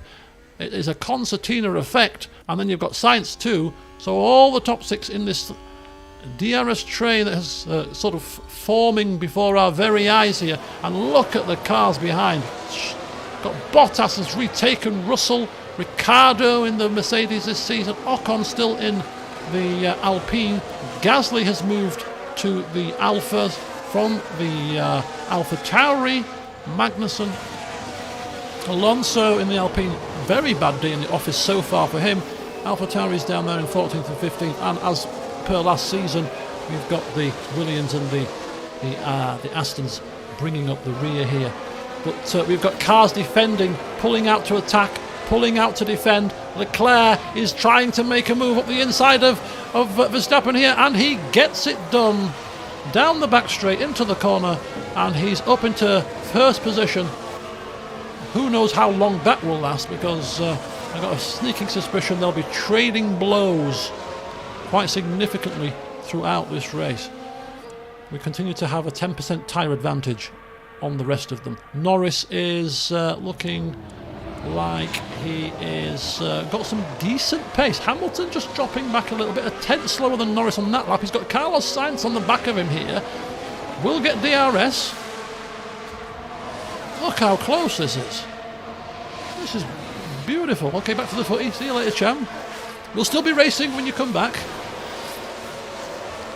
So we've got a little bit of a two-tier race going on. You've got the first 6 all together, and then you've got the next batch of cars all together after that. So Bottas, Russell, Ricciardo, Ocon, Gasly, and then a gap to Magnussen. So yeah, a two-tier race so far. You've got these 5, and then the top 6. And Leclerc's looking like he's just eking out a little bit of a gap here on Verstappen. Nothing too major, but looking quite comfortable out front at the moment. But this is where Leclerc made the move on Verstappen. Is Verstappen going to get a bit of revenge? He's trying to go down the outside. Leclerc went down the inside, and now Verstappen scything round the outside, the long way round, but the DRS and the pace of that Red Bull helping him, and he is now back up into P1 as we continue this yo-yo of position changes. Perez just watching on from P3. Norris and Hamilton settling in. Hamilton is dropping away from Norris. Norris is doing a sterling job here. I'm quite shocked. I am quite shocked, I must admit. Wouldn't we have egg on our face if Norris ended up as world champion? Wouldn't that... Oh God, that was close. I thought he was going to ram into the back of him. I thought he was going to ram right into the back of him there and do a Daniel Ricciardo. It was too close for comfort. Right, we've got Leclerc. Now look at this side by side with Verstappen. These two switching positions. Normally we wouldn't be focusing on this because we'd be looking at our own cars, but the fact of the matter is our own cars are part of this right now. We're not part of the race for the lead, but we are literally in the pack. This is happening. Bottas is now 2.6 behind. Put the Mercedes behind. Ocon, Gasly clinging on for grim death. Alonso up is he up? Yes, he's up into P12. He's overtaken Magnussen there. So Alonso, I expect to catch up to that group and will probably drag some of these cars behind with him due to the DRS effect. But yeah, now that I'm seeing the cars properly, you can definitely tell the liveries are different. The Ferrari seems more strikingly red, for example, even though it looks very similar to last season's Ferrari. The Red Bulls are the ones that look exactly the same to me. Oh, we've got a spinner! Spin! Perez has just spun off right in front of our face! Goodbye, Perez! He's out of it! Yep. Look at that again! Look at the replay. So let's look at this. Let's look at this. Perez drops it in the final corner, spins off into the dust.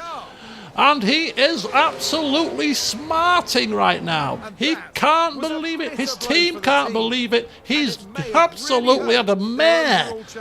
And that puts us up into the podium spots now. But the only issue is we're not in the DRS zone at the moment. So we're going to have to maybe do a little bit of pushing. Let's just play it by ear to start with, but we might... Oh, no! Oh, Hamilton is overtaking Norris. They outbraked him, and now Hamilton is smelling a podium, maybe even smelling a victory, and is now making a move. I don't know why he's got an orange helmet, though. How has the new season begun? It's begun rather interestingly, Ollie. I'll let... When I get my breath back, I might explain if other people haven't. But basically, we're a little bit slower than we thought we were when compared with the others. We qualified 4 tenths behind the lead car. Hamilton and Norris are a lot closer in performance than we thought. Norris qualifying just less than half a second behind Hamilton every session. And for the first part of this race, we have literally been in a 6-car train before Perez spun off in front of us, promoting us to 3rd and 4th. So as you can see, we've got the top 3 teams, the Red Bulls, the Ferraris and the McLarens, on race pace, all very similar, which makes for exciting races, exciting battling, and Hamilton has the fastest lap of the race. He's coming alive now. He is coming alive. He was maybe being a bit tentative in the first half of this, or the first part of this race, but now seeing Perez spin off has spurred him into action, and he's now clearly hunting down the Ferrari of Leclerc, the Red Bull of Verstappen. There's no reason why we can't win this race. We are putting ourselves in contention. A mistake by the Leclerc, a mistake by Verstappen, a slip up in the pits, a wrong strategy could open that door for us. Is there a team chemistry meter? No, there's a chemistry meter between your driver and their engineer, but that's it, I think. That's the only kind of relationship stat that I'm aware of. Verstappen and Leclerc continue to swap positions. This will be commonplace throughout the rest of this race. We just have to make sure that we maintain the gap to them.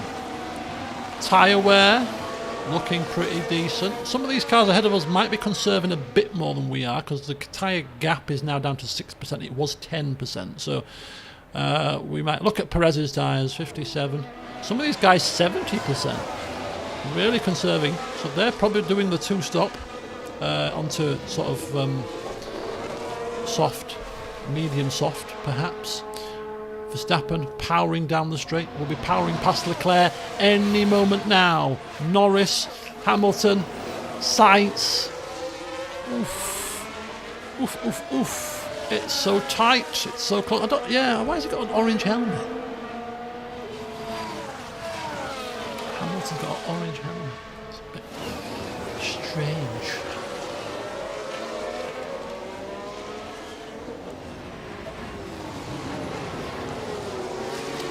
There are helmet mods. I think Hamilton's is one of them, so I might have to download the helmet mod next.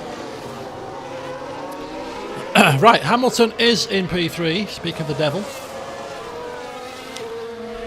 We haven't yet really made a move to overtake any of these cars in front of us. We haven't. We've just kind of been towed along by the DRS. I think if we fell out of the DRS range, I've been saying that we fell out of the DRS range and we got back into it. So I don't actually think, race pace wise, we're that far off them. I really don't. They continue to battle side by side. It looks like Leclerc's turn now. I mean, ideally, if they take each other out, that would be perfect. It would be absolutely fantastic. It wouldn't really. I would like to beat them with them still on the track. That would be beautiful, rather than relying on them crashing off. Maybe slightly more hollow victory, just like a hollow victory bribing your opponent in a jousting competition, for example. That kind of hollow.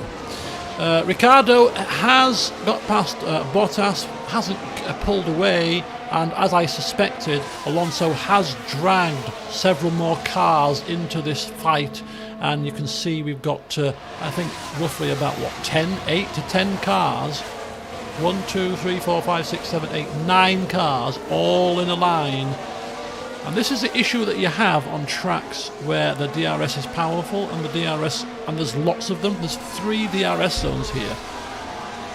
So breaking that DRS is very difficult, and you just end up with this kind of whole train situation going on, which provides a little bit of a false economy when it comes to cars' performance. But anyway, we shall see what happens. As soon as we get to the pit stops, this will all change. This will all change. DRS zones will be broken, true race pace will be shown. Hopefully in our favour, I'm hoping. Ooh, it looked like they might have touched there, but I don't think they did. I think Leclerc just hit the curb. But yeah, they are definitely getting very, very dicey here. As old Leclerc and Verstappen, and even still trading places. Absolutely fantastic stuff. I mean, if this was real life, you'd be absolutely, you'd be eating your popcorn, and you'd be, oh my god, you'd be on tenterhooks.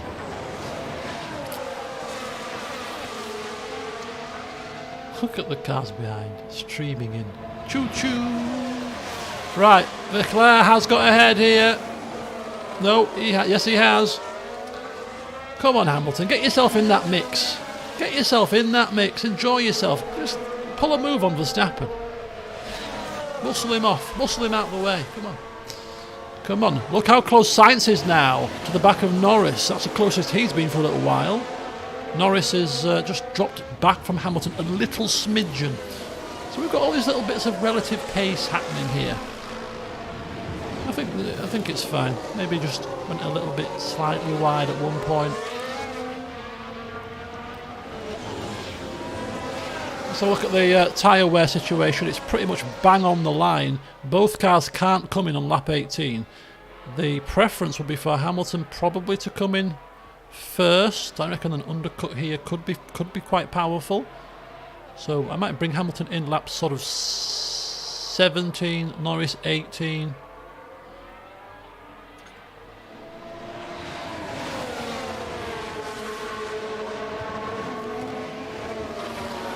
Oh, you've just noticed about Hamilton. Yes, we have Hamilton in the team. Good old Lewis is with us. You got him in the pre-season, and his race engineer. Hoped to give the team a lift by bringing a 7-time champion into the fold. Give Norris a lift. Give him something to aim at. And he's raised his game as Norris. I've got to give him his dues. Absolutely has raised his game. He's pushed Hamilton in qualifying. He's overtook him at the start of the race. He may still beat him in the race now. He's only half a second behind now, so it's all to play for here. For all cars, it is all to play for. Powering down the side straight as the two title contenders, you might argue, this season. If Verstappen can keep this pace going for the whole season this time, could well be in with a shout for the title. We'll see. Of course, every track has its own unique characteristics. This could be obviously the order now, but other racetracks could well favour other cars. The disappointing thing for us is that this track should be quite strong for us in terms of the elements of the car that were down as crucial or recommended. So when we get more high-speed circuits, we may end up being further back than we are today. We'll see. As I said, we've got 2 wings coming very soon. They could well give us the boost that we need to move up the field. Why has the camera gone that wide? It's because Verstappen is trying to go up the inside here.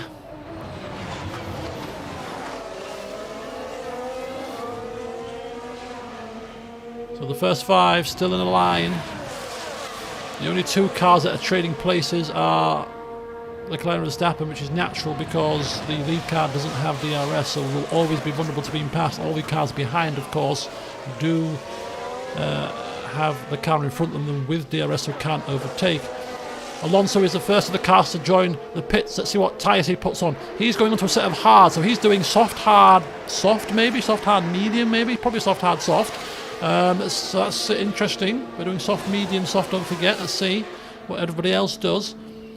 Let's have a look at the tyre life.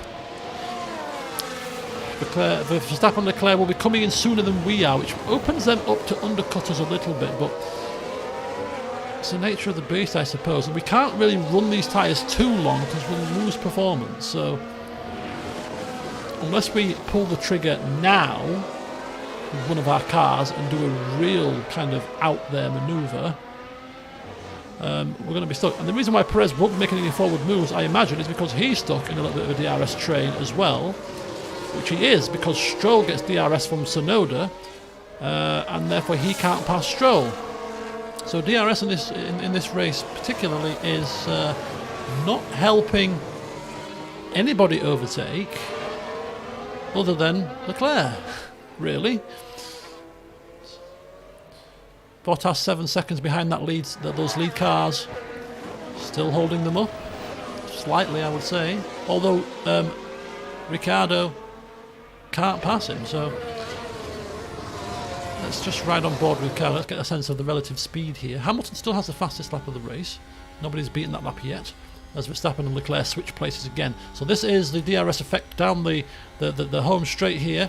But the Red Bull, the Mercedes, sorry, is not making inroads on the Alpha of Bottas. Let's take it round to the second DRS straight here, right, and then left, and then power down. This is a bit of a shorter straight. You have to be much closer than this to pass.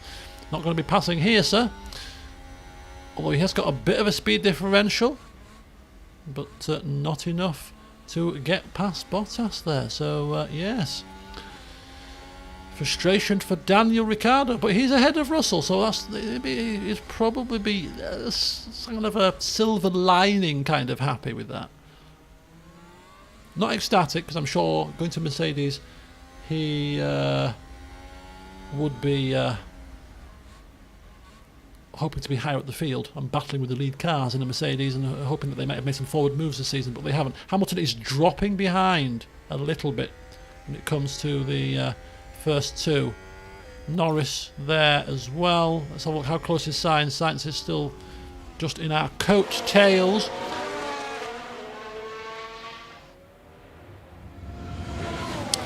Yes, I've done a video update on it today. Clearly you've not seen it because I'm putting it up tomorrow, but I basically explained that Sabranti, I will be playing another series of it, but I'm not playing it now.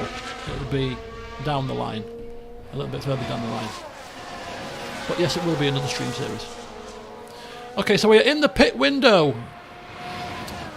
We're in the pit window. I think it's still a little bit too early to pit. Don't forget our mediums will not go long enough if we pit too early. So lap 7, we're going to have to use conserve if we pit early, and I don't want to really do that. So we'll just wait until lap 17.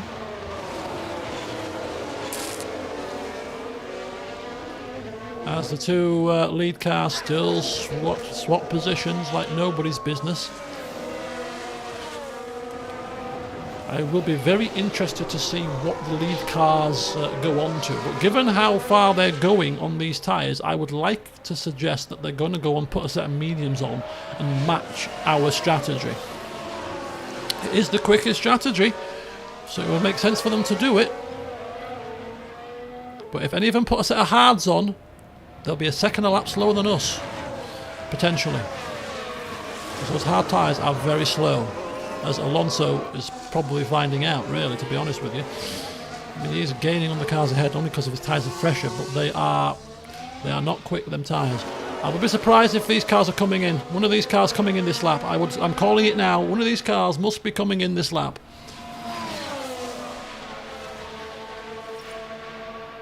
I'm calling it now.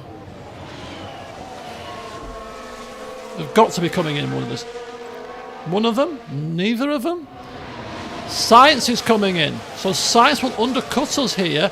Interested to see what tyre he puts on. He's putting a set of hards on. Very interesting indeed, because they are not the quicker tyre. But if he manages to get ahead of us, can we make our mediums work enough to get past if we're bogged down behind somebody? We need clear air to make this strategy work. Right, we're going to bring Hamilton in.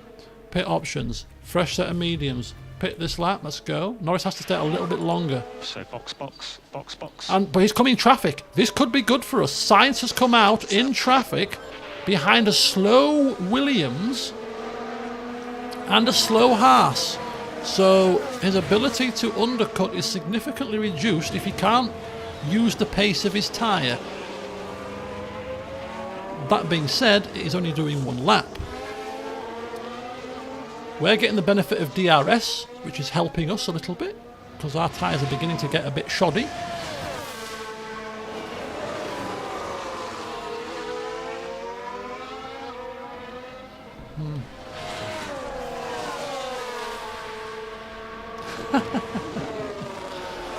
Oh. Is this the year you finally get 3 kingdoms? I don't know. Am I feeling kind enough? That's not Lewis Hamilton complaining about tyres, is it? No way. Just like real life. Right, we're going in now. We're going in now at the same time as Verstappen here. So we'll just get Norris set up for his pit stop, and then we're going to watch this little pit battle here. Set of mediums coming in. All right, Hamilton coming in with Verstappen. What tyres is Verstappen putting on? Let's have a look. Probably he's doing mediums. So he's doing mediums too. We're doing mediums. Clearly. Out we go. Where's Verstappen? Is he off? Yep. He's off. We're off. We're still within DRS range. We put on the same tyre. Where's Sainz? Is he going to leapfrog us? He's stuck. He's behind the Williams. We need to get out of this pit quite quickly. And we're ahead. We are still ahead of Sainz. He hasn't undercut us. That's good. That's good. Norris is still sticking with the Ferrari of Leclerc. Still benefiting from the DRS. Coming into the pits on this lap. Let's see where these two come out. This is going to be interesting. Where are they all going to shake up after the pit strategy? This is vital now. Very, very vital. Mick Schumacher was the Williams there. So Sainz is behind. He's on the slower tyre, more durable, but much slower than those mediums. A second or 0.8 of a lap, seconds per lap slower than the mediums that we saw from the strategy view. So Hamilton is not in the DRS of Verstappen. He's falling away from Verstappen here, which is not glorious. This might be the stage of the race where we start to drop off if we can't keep in that DRS range. 1.1, 1.2, 1.1. Just got to monitor that. Now we're looking at Norris, who was trying to make a move on Leclerc there at one point, but he's gone off. He's gone wide. He's just dipped a tyre into the dust, and he's now pitting. Leclerc going very long. His tyres must be ready to blow up. 28%, and he's staying out. What is he doing? I've not seen this. Verstappen's locked up. Verstappen, where is he? Here we see Max Verstappen. Hang on, has he gone off the track? That lockup could have cost them dearly. What lockup? Has he gone off? He's gone off! He's gone off the track! Ha ha! Another Red Bull bites the dust! Literally! The team are really disappointed. Oh, this is glorious! Let's hope it doesn't set them back too bad. This is glorious stuff! We could be. We're in second now. Let's let it all shake up. Let's let it all shake up before we get too excited here. Hamilton is currently in P7, but of course cars have to pit. He's passing them all now. There's Verstappen. Sainz is there. We've leapfrogged them both now. So here's Norris. Where's Norris coming out? He's behind Hamilton, but he's still ahead of Sainz as well. So that's fantastic news.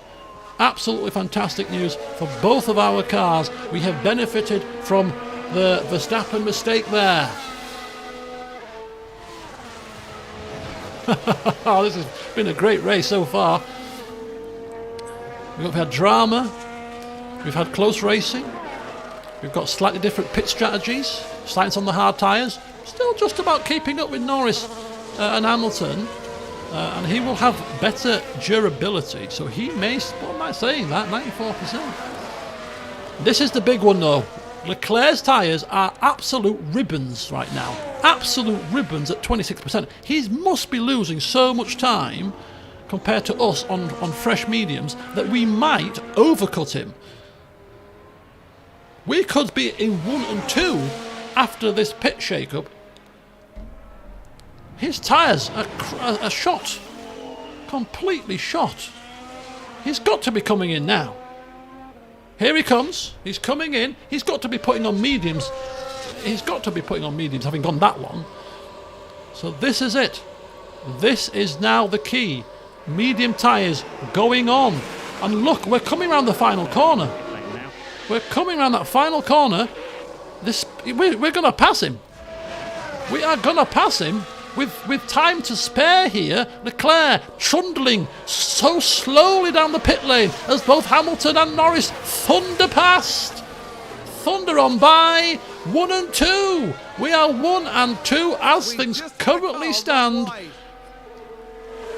He's got fresher tyres and a quicker car. We anticipate him getting back to us, but we'll take it for the moment.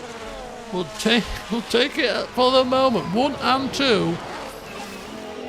As the first pit stop strategies have played out. So this is the gap we're interested in, from Leclerc to Norris. I kind of feel like we should ask Norris not to fight. But like last season, we'll allow them to fight until one of them wipes the other out. And then from that point forward, team orders will be employed. If you can prove yourselves to race without killing each other, then we'll allow you to fight. Could be famous last words, but hey, as Norris is about to pass Hamilton, he passes him. This is going to be the same situation that happened with Leclerc and Verstappen. They're going to be trading blows, which is not what we need to be seeing here, for another 20 laps. That gap is 2.7. That's still staying relatively healthy. We're quite happy with that. Verstappen not making any major inroads after his mistake. Sainz is on the wrong tyre, although he's going to be benefiting from the DRS from his teammate, which will help him further down the line. Fastest lap of the race for Norris. A 1:37.5. Leclerc was on an out lap, so that's not a realistic lap, as the Ferraris now start to battle with each other. A 1:37.8 for Sainz compared to a 1:37.5 there. Hamilton was slower, but he's repassed Norris as we continue to close our eyes, strain ourselves to see what's happening here. We don't want to see this battle. We fear carnage. We fear that carnage will happen. We don't want it to, but we fear it. Okay. We're in a nice little kind of a lull type situation, but I don't want to speed this up. We've got our two drivers literally battling each other for the first race victory of the season. Neither willing to relent, neither willing to have any team orders imposed upon them. We're actually pulling away from the Ferrari of Leclerc now, which is rather interesting. Perhaps we have had the race pace all along and we're just stuck in that DRS train, or maybe Leclerc's conserving his tyres a little bit because this is a very long stint on this medium. That could be also the key. But nonetheless, we're quite comfortable at the moment, apart from the fact that we fear an incident between our two cars. Perez, after the first stop, still stuck in 17th position. This is a major catastrophe for him. the Alphas have just absolutely come out horrendously bad after that first stint. They've dropped down the field. Russell and Alonso, are going at it now with Daniel Ricciardo right behind.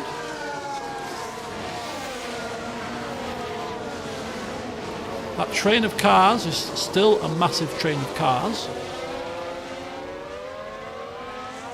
We've got Mercedes, Alpine. Look at this, Norris, Hamilton, still battling. Gap to Leclerc, still 2.9.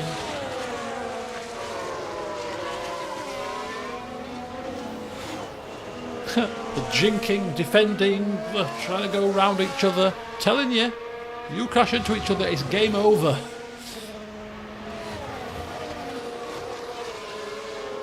We'll be imposing team orders so fast your feet won't touch the flipping floor, I'm telling you.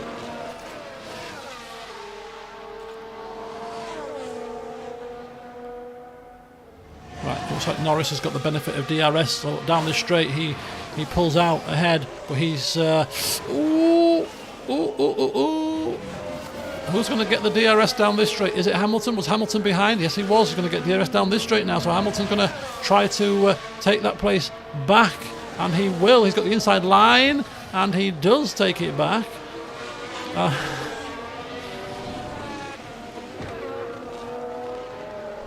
It wasn't quite as protracted as this, but this reminds me of Hamilton and Rosberg, and I can't remember what year it was, but literally for a good few laps they were pretty much this close. It might have been 2015. I don't think it was 2014. I think it was either 2015 or 2016. It might have even been 2016.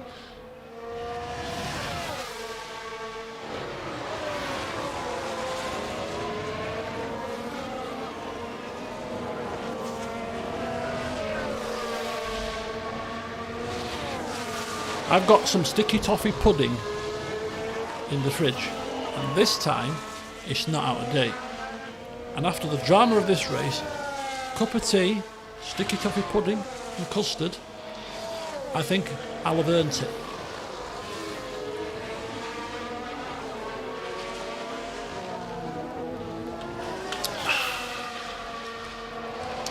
I've actually brought some cans of Coke today. I went out specifically and walked to the supermarket, which is literally a 6-minute walk up the road, a brisk walk, to buy some cans of Coke, because I wanted to put some of this in a glass with some ice and have a rum and Coke this evening, because I was in the mood to have one.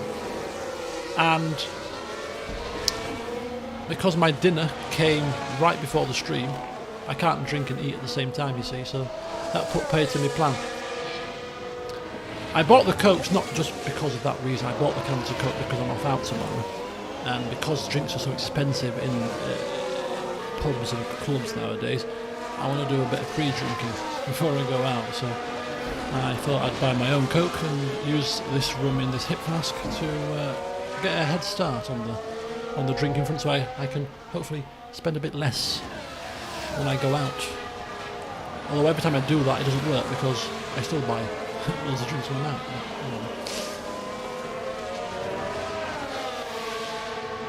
Is that a pun? No! Did I tell? I'm trying to mention it in one of the streams previously that I had some sticky toffee pudding in the fridge about 2 weeks ago, and I was right looking forward to it. And it was one of those big ones, you know, in the tray that you can slice up yourself. And, delicious. And when I went down to eat it, it was, my mum told me, it was out of date by 2 weeks. I think we've had a car run wide. Perez has run wide again. Although, speaking of dates, funnily enough, I had a date earlier on today for the first time in years. I've not had a date like just eat it as it is. I had it in cakes and stuff, but to have a date that you just eat, put it in your mouth, take the stone out. I've not had I've not had a date like that for years. I'm talking like over 10 years. And my mum bought some a couple of days ago. And I had one. I was like, oh, I've not had a date for ages, let me try one. And the agent was like, yeah, not overkill. They're sweet and they're not bad, but yeah, not overkill. I like them I like date slices, and I like them in cakes, but to eat them just on their own, no. Tinder date. I don't do dates. The food or the other variety. I'm not a big date person. I can't think of anything worse than being sat at a dinner table. I think I've mentioned this in a stream before now, but a party stream probably was half drunk. But I can't think of anything worse than being sat in a cinema or in a restaurant with somebody. No. Oh, Ferrari's gone off! Who is that? Who is that? They've locked up. It's Leclerc. Leclerc has gone off. Another car bites the dust. Okay, here's the Ferrari. So he was battling with his teammate. He's just literally gone off. That's where Verstappen went off. Speaking of Verstappen has caught up to the back of that Ferrari of Sainz now, so he is making some forward moves and could be a risk to us for the race victory. What a shame. So that puts us definitely much more comfortable in terms of Leclerc. So Sainz on his slow hard tyres has to fend off Verstappen on the softer mediums, and that's going to be a fruitless endeavour as Max Verstappen passes Sainz before the corner and is now being unleashed to catch up to our cars, and I think he will. He is, look, he's gaining already quite quickly. This Red Bull, qualified on pole, looked the fastest car today. He's unleashed, he made his mistake, but he's now in clear air and is, I reckon, going to start making inroads. I could be wrong, but he is the fastest man on the track as of now.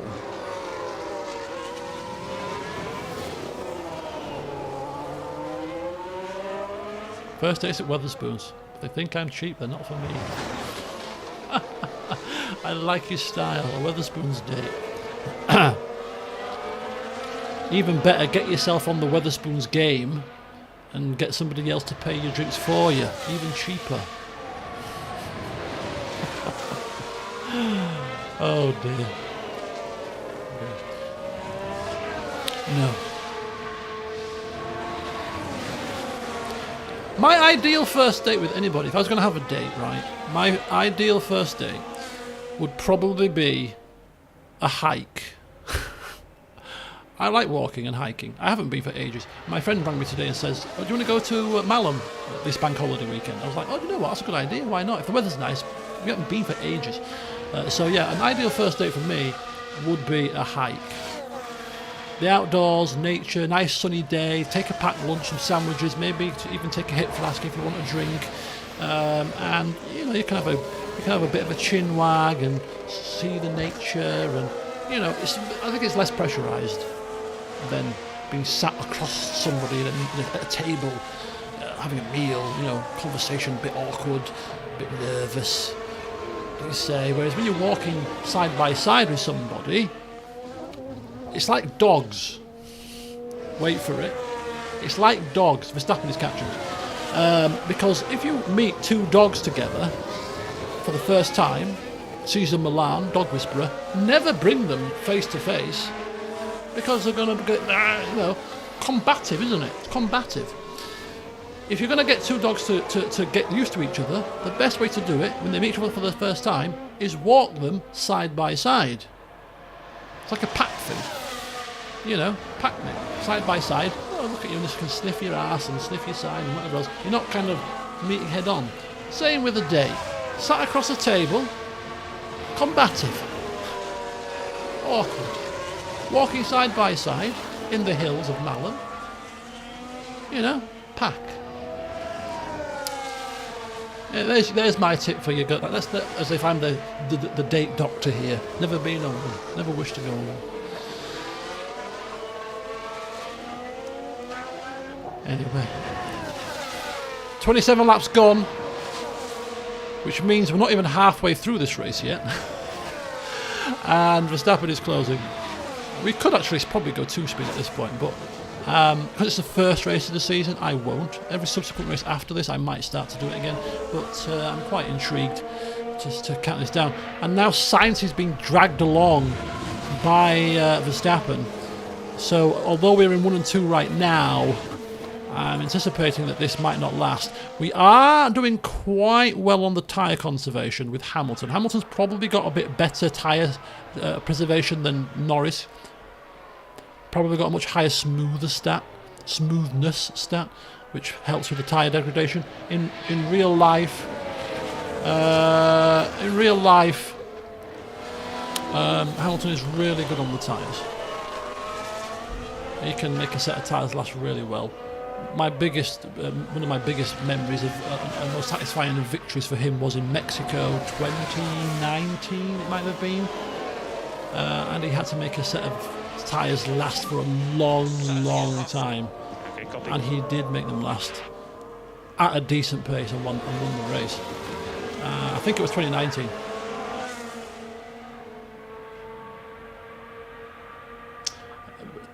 Bring a deck of cards or Uno in order to ease that adversarial tension.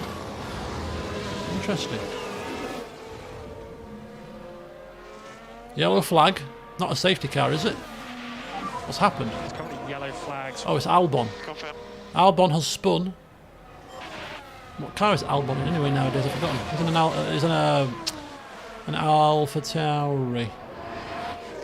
Yeah, look at these two. These two are now catching up to us. This is not ideal.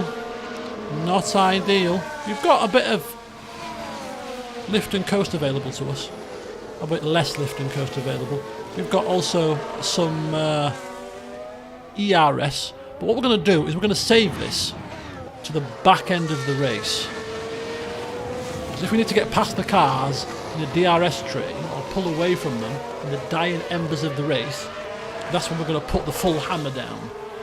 Using it now seems pointless because they'll just catch back up to us again.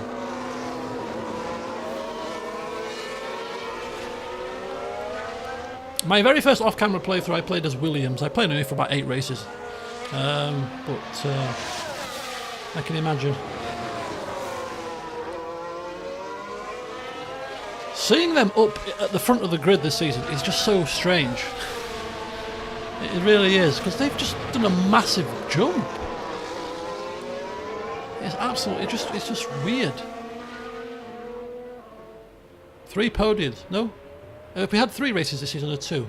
No, we've only had 2, haven't we? Have we had 3 or 2? Have we had 3 races this season or 2? I can't remember. No, we went to Saudi, right? Have we been to Saudi? This was race number 3, surely. Yeah, 3.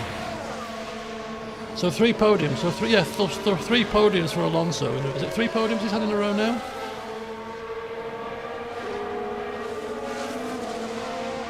Three thirds, I think he's had, which is quite good consistency.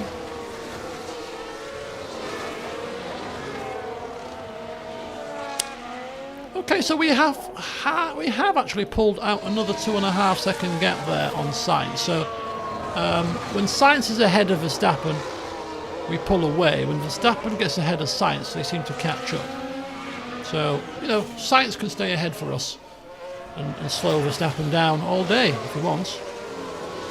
Gives us a helping hand.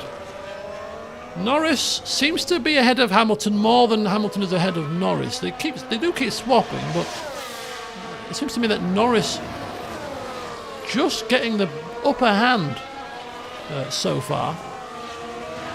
2.8 is a gap now. Sainz is really slowing things down. So his hard tyres aren't really proving to be any more durable than our mediums, which is a bad thing, because that was the only thing that they had going for them was their durability. They certainly don't have the pace going for them. At 8 tenths slower than the mediums, although we're not pulling away at 8 tenths of a second per lap. So Leclerc looks like he might be gaining. He is definitely gaining by 8 tenths on Verstappen that lap. So that is the 8 tenths difference showing up right there. So yeah, Sainz is definitely holding up Verstappen now. I think that's been confirmed. In fact, He was 9/10 of a second slower than us on that lap alone, which is absolutely fantastic. You keep him there. You keep him right there. That is music to our ears.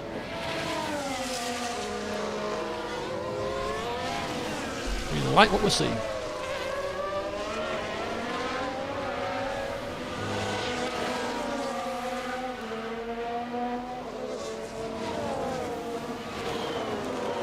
So I finished Football Manager. Yeah, I've uninstalled it yesterday. I think I've played it for far too long now.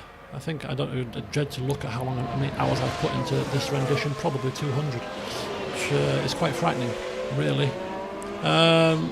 So I'm looking for another game to play off camera. Anybody got any suggestions? And it's got to be a game that it's not an RPG or strategy game, really. I can't really play them off camera. I could. Oh, we've got an incident here. It looks like Ricardo.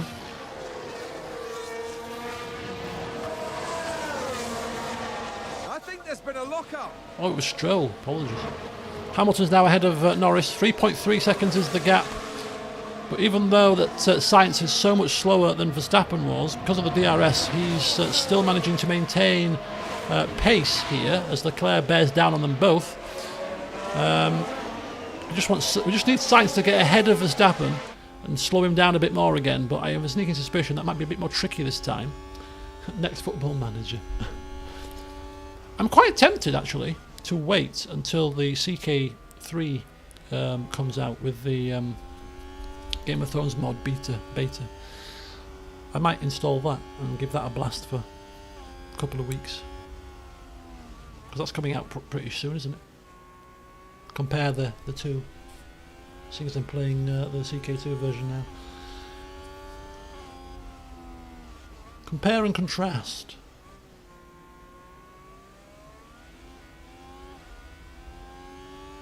So riding on board with Carlos Sainz to see if he's going to make any inroads to Verstappen. He might get him down the pit straight, actually. He might do.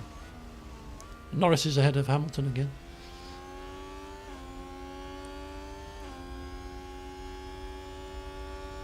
Power through the Witcher books. No, I only read on holiday. Maybe I should change things. Maybe I should read a bit more outside of holiday and play less computer games. I imagine that CK2 will be better. We'll have much more content, clearly, because of all the DLCs. Now that's a good idea, Ollie. That is a fantastic idea, actually. Get Three Kingdoms booted up. or any Total War game, but I could actually get Three Kingdoms booted up because one of the issues I have with Three Kingdoms is the worry of the steep learning curve. Now, if I have got plenty of time to play it off camera now at my leisure, watch a couple of LPs alongside, get the feeling for things. No pressure to learn it all quickly for the series, because the series won't start for another 2 months or 3 months maybe. So get a head start so that when I start the series, I'm completely au fait with the mechanics and can start to plan a faction to use, and maybe even use this time to finish off watching the Three Kingdoms TV show too, that I started and got like 60 episodes into and then stopped watching it. I could go into Three Kingdoms mode. I might do that, actually. I saw the DLC path as well. I did see the DLC path for CK3. There's about 4 or 5 coming out, actually. Or maybe that's a bit of an exaggeration. I think maybe there was 4. I think there was 4, potentially. It eases you into the mechanics. Okay. And I can have a play about with the 2 different modes. It's just like the story mode and like Legends mode or whatever it's called. You know, there's 2 different game modes, isn't there? One's a bit more traditional, and one's a bit more about the general. You know, larger than life character, which is exactly what that kind of time period, books and well, the TV shows was about anyway. How did they get on?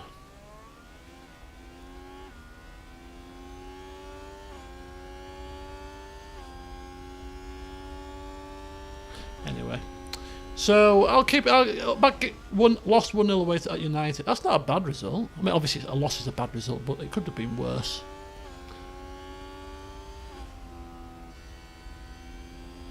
A deserved loss. Shame. Brentford have done really, really well since they got promoted. I knew they would. They've got a very good manager. Right, okay, so anyway, Cham, as you can see, we're in P1 and 2, and that's because we've had incidents. We've had strategy faux pas from Leclerc, we've had Verstappen going off into the gravel, we've had Leclerc going off into the gravel, and we've got Sainz on the wrong set of tyres. West Ham are down 5-1 to Newcastle. That's perfect, because West Ham are in that relegation fight too. A nice 5-1 hammering, get Moyes sacked, get them on a downward turn, loss of confidence, better news for Leeds. We like that very much. And Leeds' one victory yesterday put them up to 12th. No, 13th, sorry. From 17th to 13th. It's ridiculously close. And we've got a massive game on Sunday because we're playing Crystal Palace, who are 12th. And only 1 point ahead of us. Perez has spun again. Okay. Yeah, confirm. So if we beat Crystal Palace at Elland Road on Sunday, I definitely will be breathing a lot more easily. That would be a massive win if we can beat Crystal Palace. That would put us a decent chunk away from that relegation fight.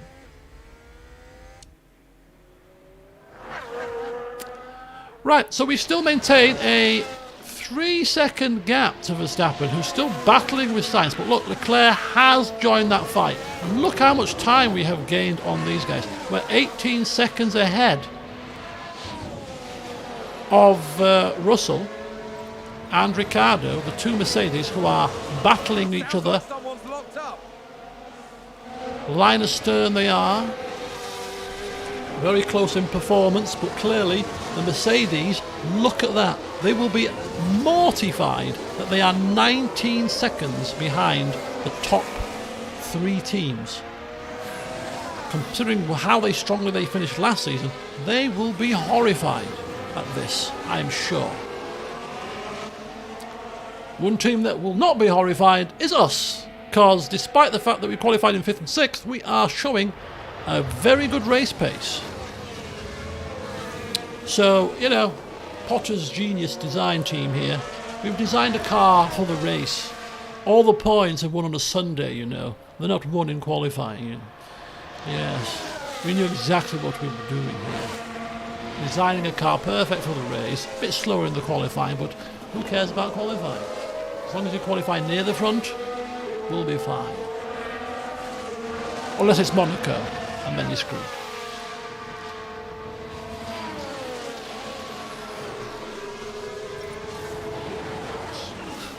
Just swapping positions. Okay, so we've got...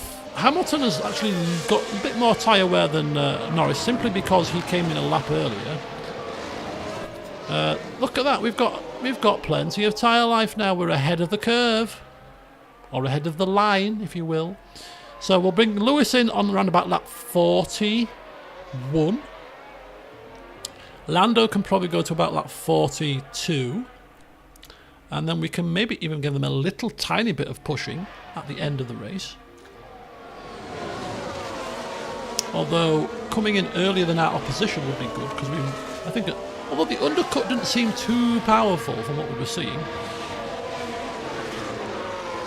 I'm kind of tempted before we come into the pits and try to prevent an undercut, giving both of my cars now a bit of ERS and a bit of pushing.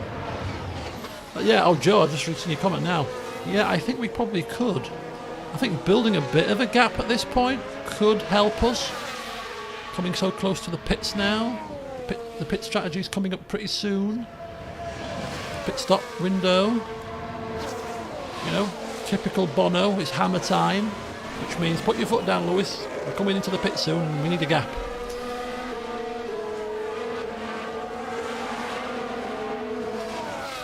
That gap is coming down. It's down to 2.4. Was up at 3 at one point. That's quite concerning. Why is it coming down so quickly? Why is it coming down so quickly? Shouldn't be. Oh, he gained by 6/10 he's gained. How's that happened?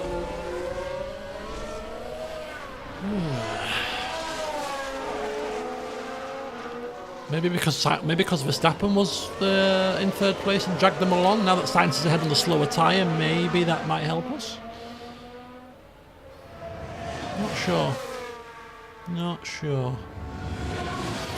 Don't want to push just yet. I think it's a bit too early still. I think pushing for 2 laps, maybe around about like 38 to 40. Or maybe even 39, coming like 41, coming like 42. 2 or 3 laps of pushing just right before the window would be best.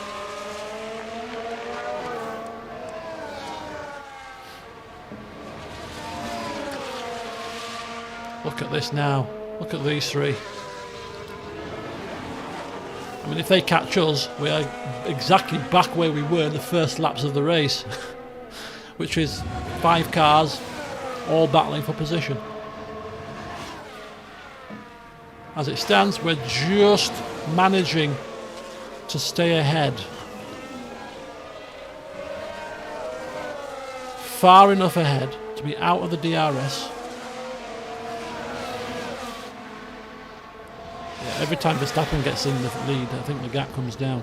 Leclerc is caught up to the back of this. Now, is he going to have the pace to make a pass on his teammate? Should his teammate let him past? He's on the better tyre.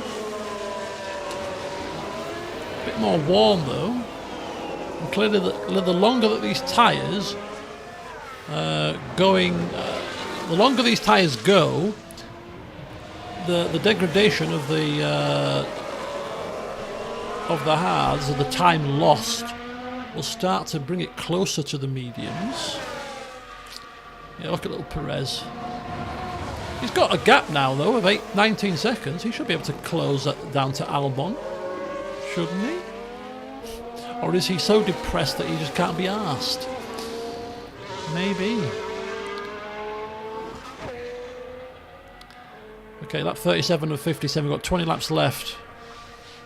We'll be done by 10:30, people. We'll fast forward a little bit towards the back end if we still maintain a nice healthy gap.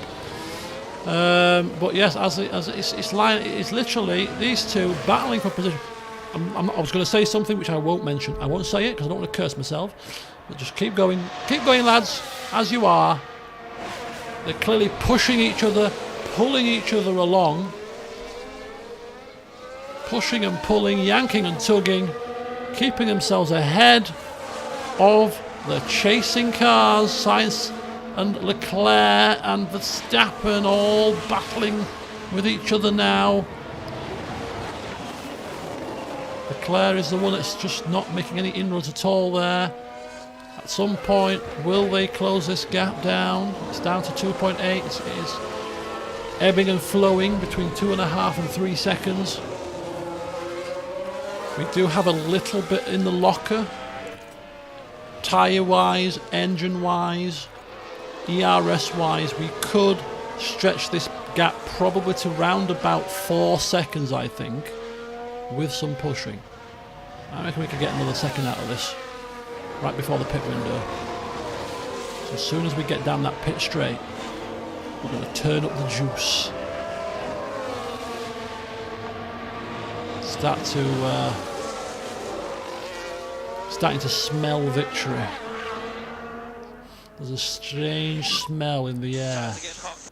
Okay, copy. This is probably the wrong time to push these tyres. Starting to get hot apparently. Right, we go.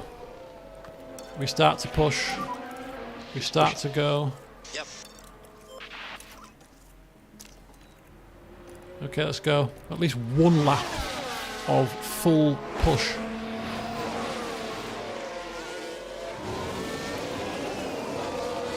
Let's get this up to 4 seconds if we can. Let's see how much pace we've got now with the full mashings.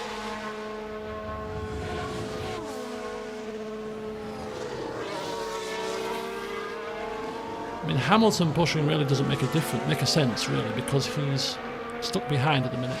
and chewing tyres, so we could actually utilise the DRS and put them in standard, really. But for the sake of being fair to them both, we'll give them both exactly the same order. Do as you will.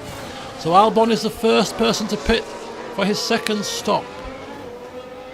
The gap is up to 3.4. We were hoping to stretch it to about 4 seconds with this full pushing here. And it's looking like we have got to 4 seconds, in fact, and we're going... We might even get it to 5. 1 lap of full juice and we are streaking here. Streaking ahead.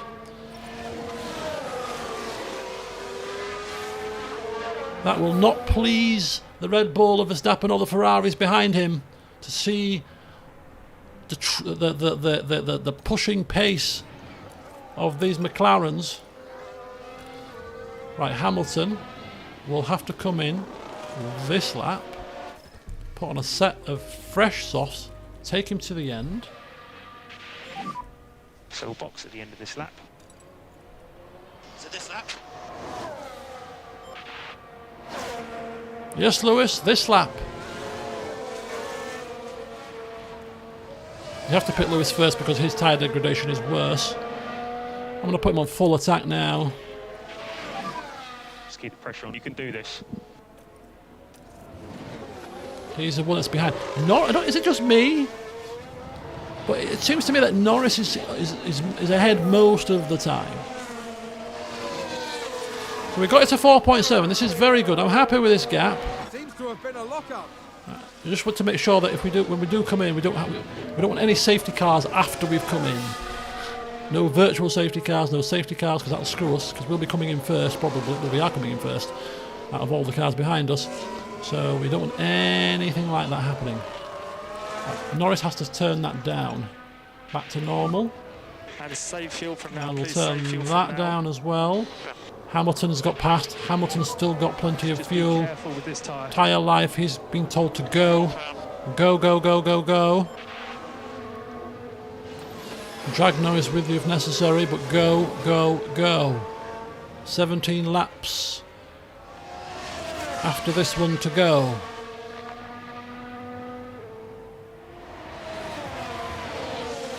So Hamilton coming to the pits. Final pit stop.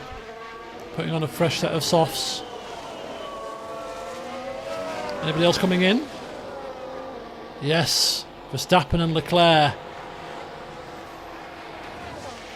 We don't want to get held here. And we're going to bring Norris in now as well. We don't want to get held here. Box this lap, box this lap. We're not held, we're out Yeah, with confirm. plenty of time.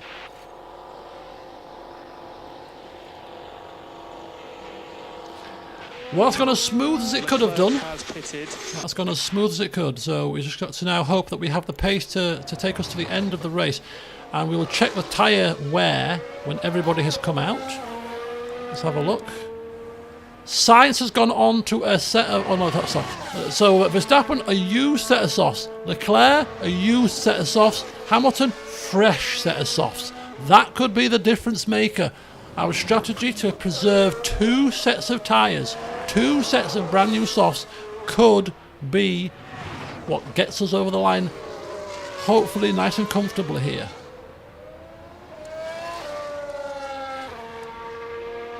Norris, how much is he going to be? Should have pushed him here, actually a bit harder than that. Maximum pace. How close is he going to be to Hamilton Confirm. after his pit stop? Oh shoot, what am I doing? Copy. Temps are climbing. Temps are now climbing. Understood.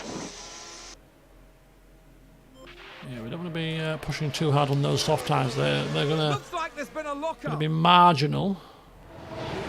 So here comes Norris, the final stop for Norris now. And looks like Sainz is coming in too. On those hard tyres, he'd be glad to ditch those. But let's have a look. This is the man coming. Ooh, ooh, ooh! This could be big because look at this. This looks like he's going to get a decent gap here. Norris is trundling down. Hamilton may have pulled a good couple of seconds out of Norris here.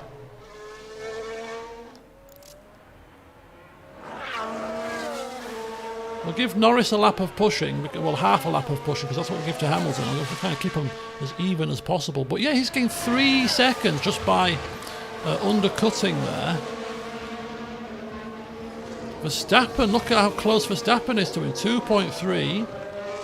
Let's not forget we've got fresher tyres. Hopefully those fresher tyres will help us. But Norris is not getting any DRS from his teammate now, so he's kind of in no man's land right now. He's going to have to rely on his own pure pace to stay ahead of Verstappen. So hopefully those fresher tyres will do the trick.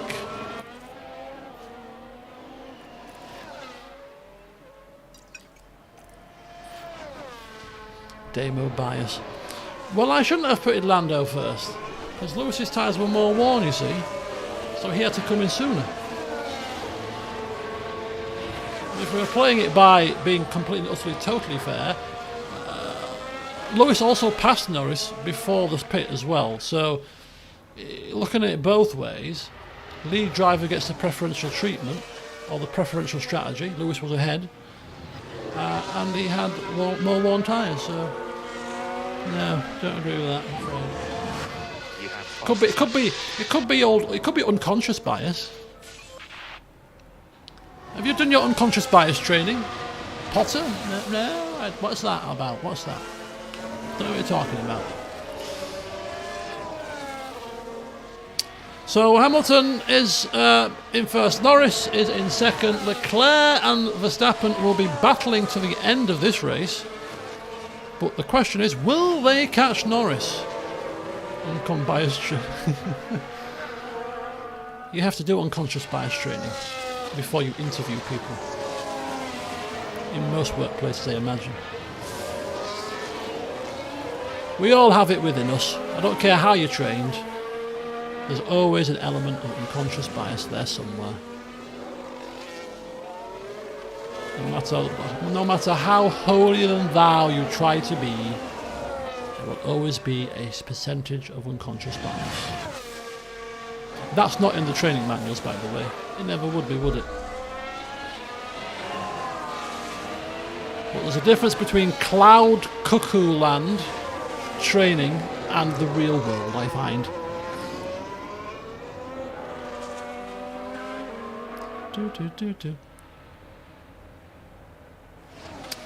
The only way you could really reprogram any true unconscious bias is through hypnosis or NLP or something like that actually reprograms your brain. Reading about it in a training manual or on some online learning really isn't going to do a great deal, is it? I wouldn't suggest. But what do I know? Right, this gap is 2.1. I'm quite conscious of this gap.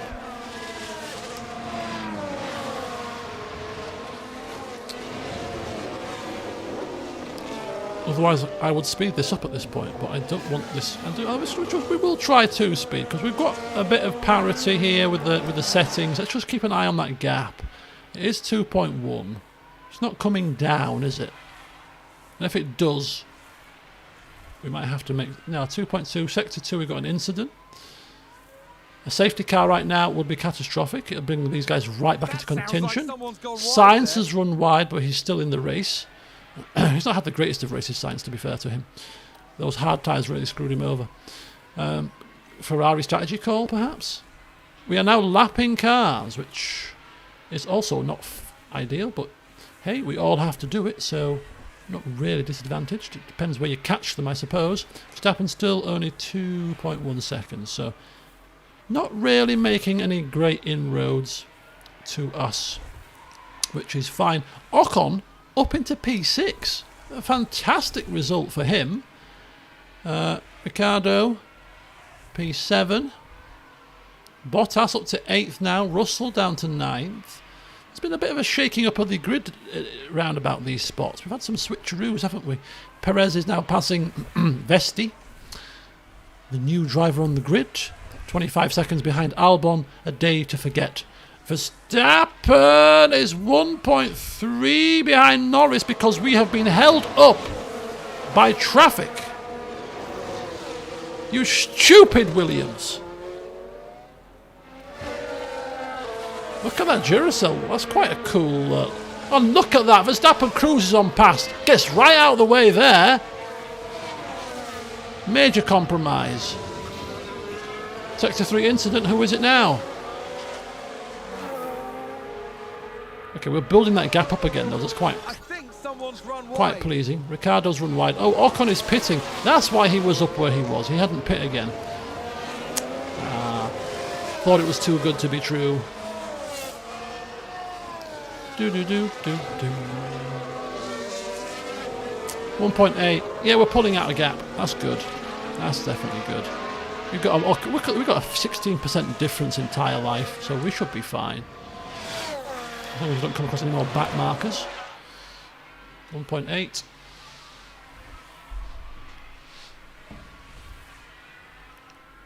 Norris won't catch Hamilton. They're too closely matched. This gap will stay at 3.3 pretty much for the entire race. I've never seen two drivers do so close lap times throughout the race, throughout qualifying. It's like they're literally might as well be twins. They're so close in performance.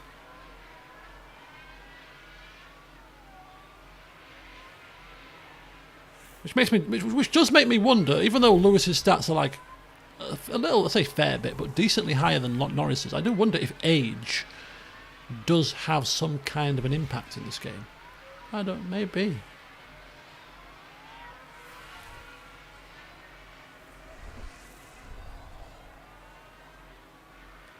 Look at that. It's just not even moved from 3.3. Like we are just doing identical times. 135.4, 135.4. Identical. To within 2/100ths of a second. This could be a very, very spicy season between these two teammates. Verstappen did gain by a tenth there. 1.7. Just got to be careful of this. Oh, 3.2. Ooh, Hamilton a little bit pulling away. Just very... oh, no, it's going... Norris is catching, so it's coming down, isn't it? Slightly catching. Very, very slightly. Tyre life, we're on the line. We can't afford to push. 3.2. Lap time. Norris was a little bit quicker there. By a whole tenth of a second, would you dare? Yeah, we've got a little bit of pushing left. We've got a tiny bit of pushing. We can probably push the tyres for one lap too. Don't forget, his tyres are worse than ours. So at the back end of this race, he's going to have to conserve, or he's going to have to suffer some horrendous degradation issues. So we should be fine. Either way, we've got him covered at this point, I would suggest. Which is fantastic news. It really is. Well, if we do, and there's still 7 laps to go, but if we do finish a 1-2, then to be honest with you, it wouldn't have shocked me if you'd have told me we'd have finished 1-2 at the first race of the season, because I expected it to be quite good in performance. I'm quite surprised that we won 2 given our qualifying performance, though. So this does indeed bode well. We have a car that seems to be better in race pace mode than qualifying mode. We have 2 new upgrades coming in no more than 3 weeks, which means that maybe not for the next race, but certainly for the race after that, we should have made a forward step.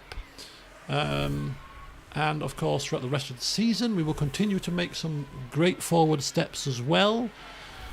So this is looking pretty good, I would suggest.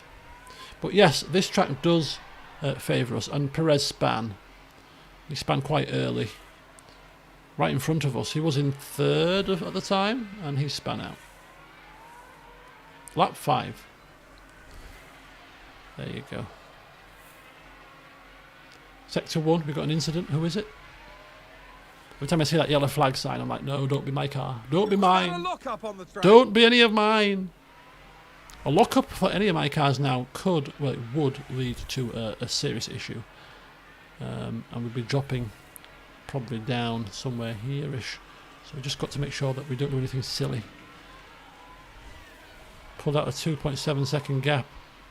He's either conserving now, or his performance is getting really bad because of the tyre wear situation. But we're coming down now. The final That's a lock-up. 5 laps. Magnussen locks up again. It's the second time he's locked up in as many laps. Having a nightmare of a time is Magnussen in the Haas here. Russell has made his way up to P6, but he's got Bottas at the back of him. He's got Ricciardo too. So we've got Russell and Ricciardo very close in performance. We've got Hamilton and Norris very close in performance. That gap is down to 2.6. This was 3.2. Norris is slowly gaining. I mean, it's very slowly, and clearly what happened before the end of the race, but this is interesting. Norris is quicker. He does have very slightly better tyres. I mean, that's 4% shouldn't make that much of a difference. Lampard is coming back to Chelsea on a... Are you kidding me? How on earth does he get these big jobs? He's not a good manager.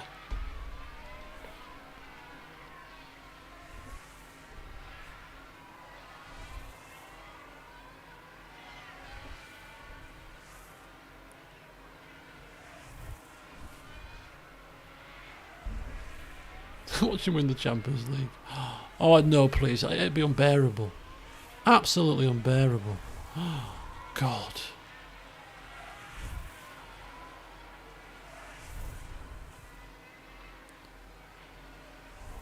It can't get any worse. Well, what has he done at any club he's been at? Everton didn't do a right big deal. lock-up there. Derby, he took them to the playoffs, but they got to the playoffs the season before, so he wasn't really taking them forward, was he? Chelsea, he didn't do... You know, he had a very good team at Chelsea. He met expectations. He didn't do anything beyond the ordinary. I just don't see it personally. It's not a Lampard bias here. I just seriously cannot see that they would think he's a good manager. They sacked Tuchel for heaven's sake.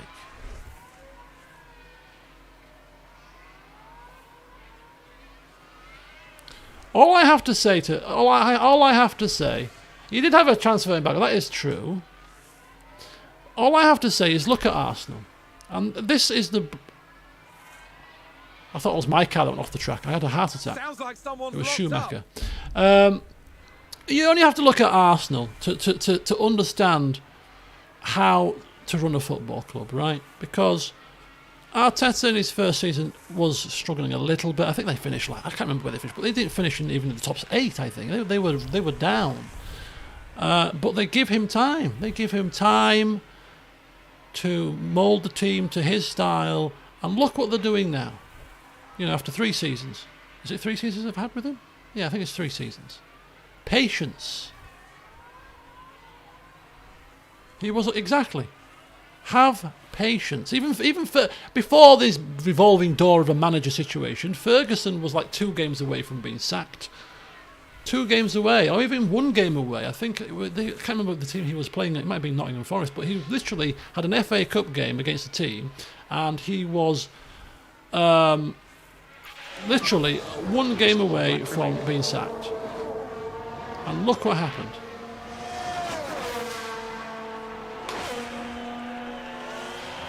So they said we're going to give Potter time, 5-year contract, you know, and they went and splashed hundreds of millions on sporadic players. I'll buy this. We'll buy this player. We'll buy that player. Did he want them? I don't care. Some managers are really good at taking a team that's like roughshod and stringing something together. And then some managers require a bit of time to get the players to fit the strategy that they want. And this is when I said yesterday about preferring Championship football. And yes, the quality is not as good, but it's just this whole it's 40 million on a manager. Just these big teams just throw money at problems. Millions and millions and millions of pounds. It's just I just think it's obscene. Absolutely obscene. You've got well-run clubs like Brentford, like Brighton. Fulham are doing really well this season. Very shrewd. They're the kind of teams that I enjoy seeing do well in the Premier League. You know, your Leicesters as was, they've taken a turn unfortunately, but teams that are very shrewd and don't do that kind of thing. Okay, that's the checkered flag. One on. So I got into a rant there and completely missed Hamilton crossing the line for race victory number whatever it is, 107? Oh, I don't know. But he's crossed the line, first race back at McLaren in 2023, and he has won the race. Bodes well for his 8th world title. Good start, but you've got to say that he's going to have his work cut out for him, because even if we do end up out-developing the Red Bulls and the Ferraris again to the point where we are actually the dominant car, which could happen,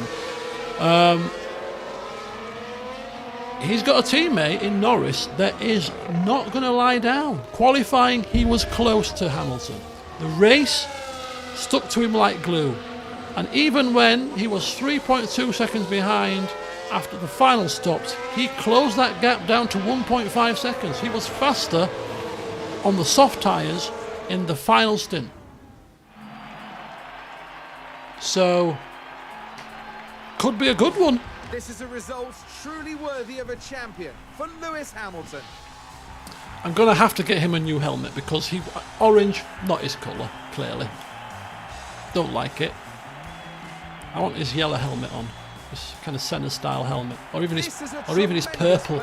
Loved his purple helmet. It's joy all around for the team. Hamilton looking his happy bunny. He got a 1-win last season in Monza, don't forget, so Max not looking best impressed there. I'd be unhappy if I was him. He had the car to win the race today. May have won it if he didn't spin off. Or going to the gravel. He didn't spin, did he? He went off into the gravel. And Norris, second place on the podium. So, 1-2 for McLaren. Looking pretty spiffing here. Looking pretty good indeed.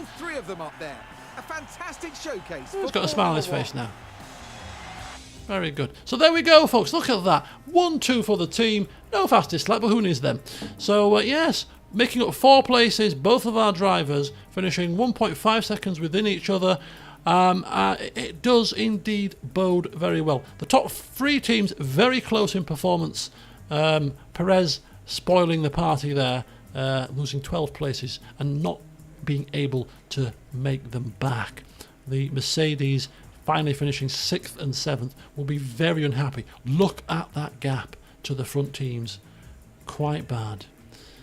So the driver's title clearly is the positions, but more importantly, the constructors, not quite full points because you get the fastest lap, but full race points for them. 43. Top of the tree. So far, so good. Long, long way to go. We'll see what happens. Many twists and many turns there will be, but we are definitely happy with that start. A development point. And one for you too. If we were doing a long-term save, we'd be using Oscar Piastri in practice to get some experience, but we're not, so he's going to just sit there and do nothing all season, which is a shame for the poor fella. But anyway, we'll spend those points before the next session. We managed to gain 1.5 million in money, which is pretty cool. And we go to Jeddah. I want you to just check one thing, and I can't remember what it was. Oh, that was it. The drivers' salaries. So Lewis Hamilton is getting paid 30 million and 2.5 million race target bonus for top 6. Lando Norris is getting paid 9 million. Call it 10. A third of the cost of Hamilton for a similar performance. And only 1 million for getting in the top 6. So there you go. If I was Norris, I'd be like, knock, knock, knock on Potter's door. Excuse me, pal. Excuse me. Don't you think I need a bit more moolah? Anyway, there you go, folks. I think we'll call it there. We've got 4 days to go to the Saudi Arabian Grand Prix, highest speed street circuit on the calendar. Let's have a look at the circuit characteristics. Does it suit our car? Top speed we don't have, but we do have medium and high speed cornering to our advantage, so we should still be semi-decent here. And of course, that's a good point. Before I forget, we need to buy a new front wing. Thank you very much, Mr. Hamilton. That's 100 grand you owe us for your clumsiness. Right, there you go, folks. That is it. Next session will be one of those kind of private stream affairs. But yes, it's going to be a good season, I think. Really looking forward to it and hope you are too. Got the new liveries, new driver, and quite a close performance so far. So all bodes well for the first few races of this season. Right, enjoy your Easter bank holiday weekends if you are having extra time off. Next stream from me, probably going to be busy most of the bank holiday weekends. I might be free Sunday evening, we'll see, but I will definitely be free Monday, where we will stream CK2. So look forward to that. And video update coming tomorrow too. So a few little bits to look forward to, and I'll bring you some recorded stuff over the bank holiday weekend, because I've got no work, so I can sit down and do a stream of this, maybe even a recorded session of CK2, maybe even start Contraband Police off camera first. Who knows? I'll keep you posted. But yes, go forth, enjoy the rest of your weeks. Thank you for watching. I'm off for Sticky Toffee Pudding now, so until next time, I'll see you soon.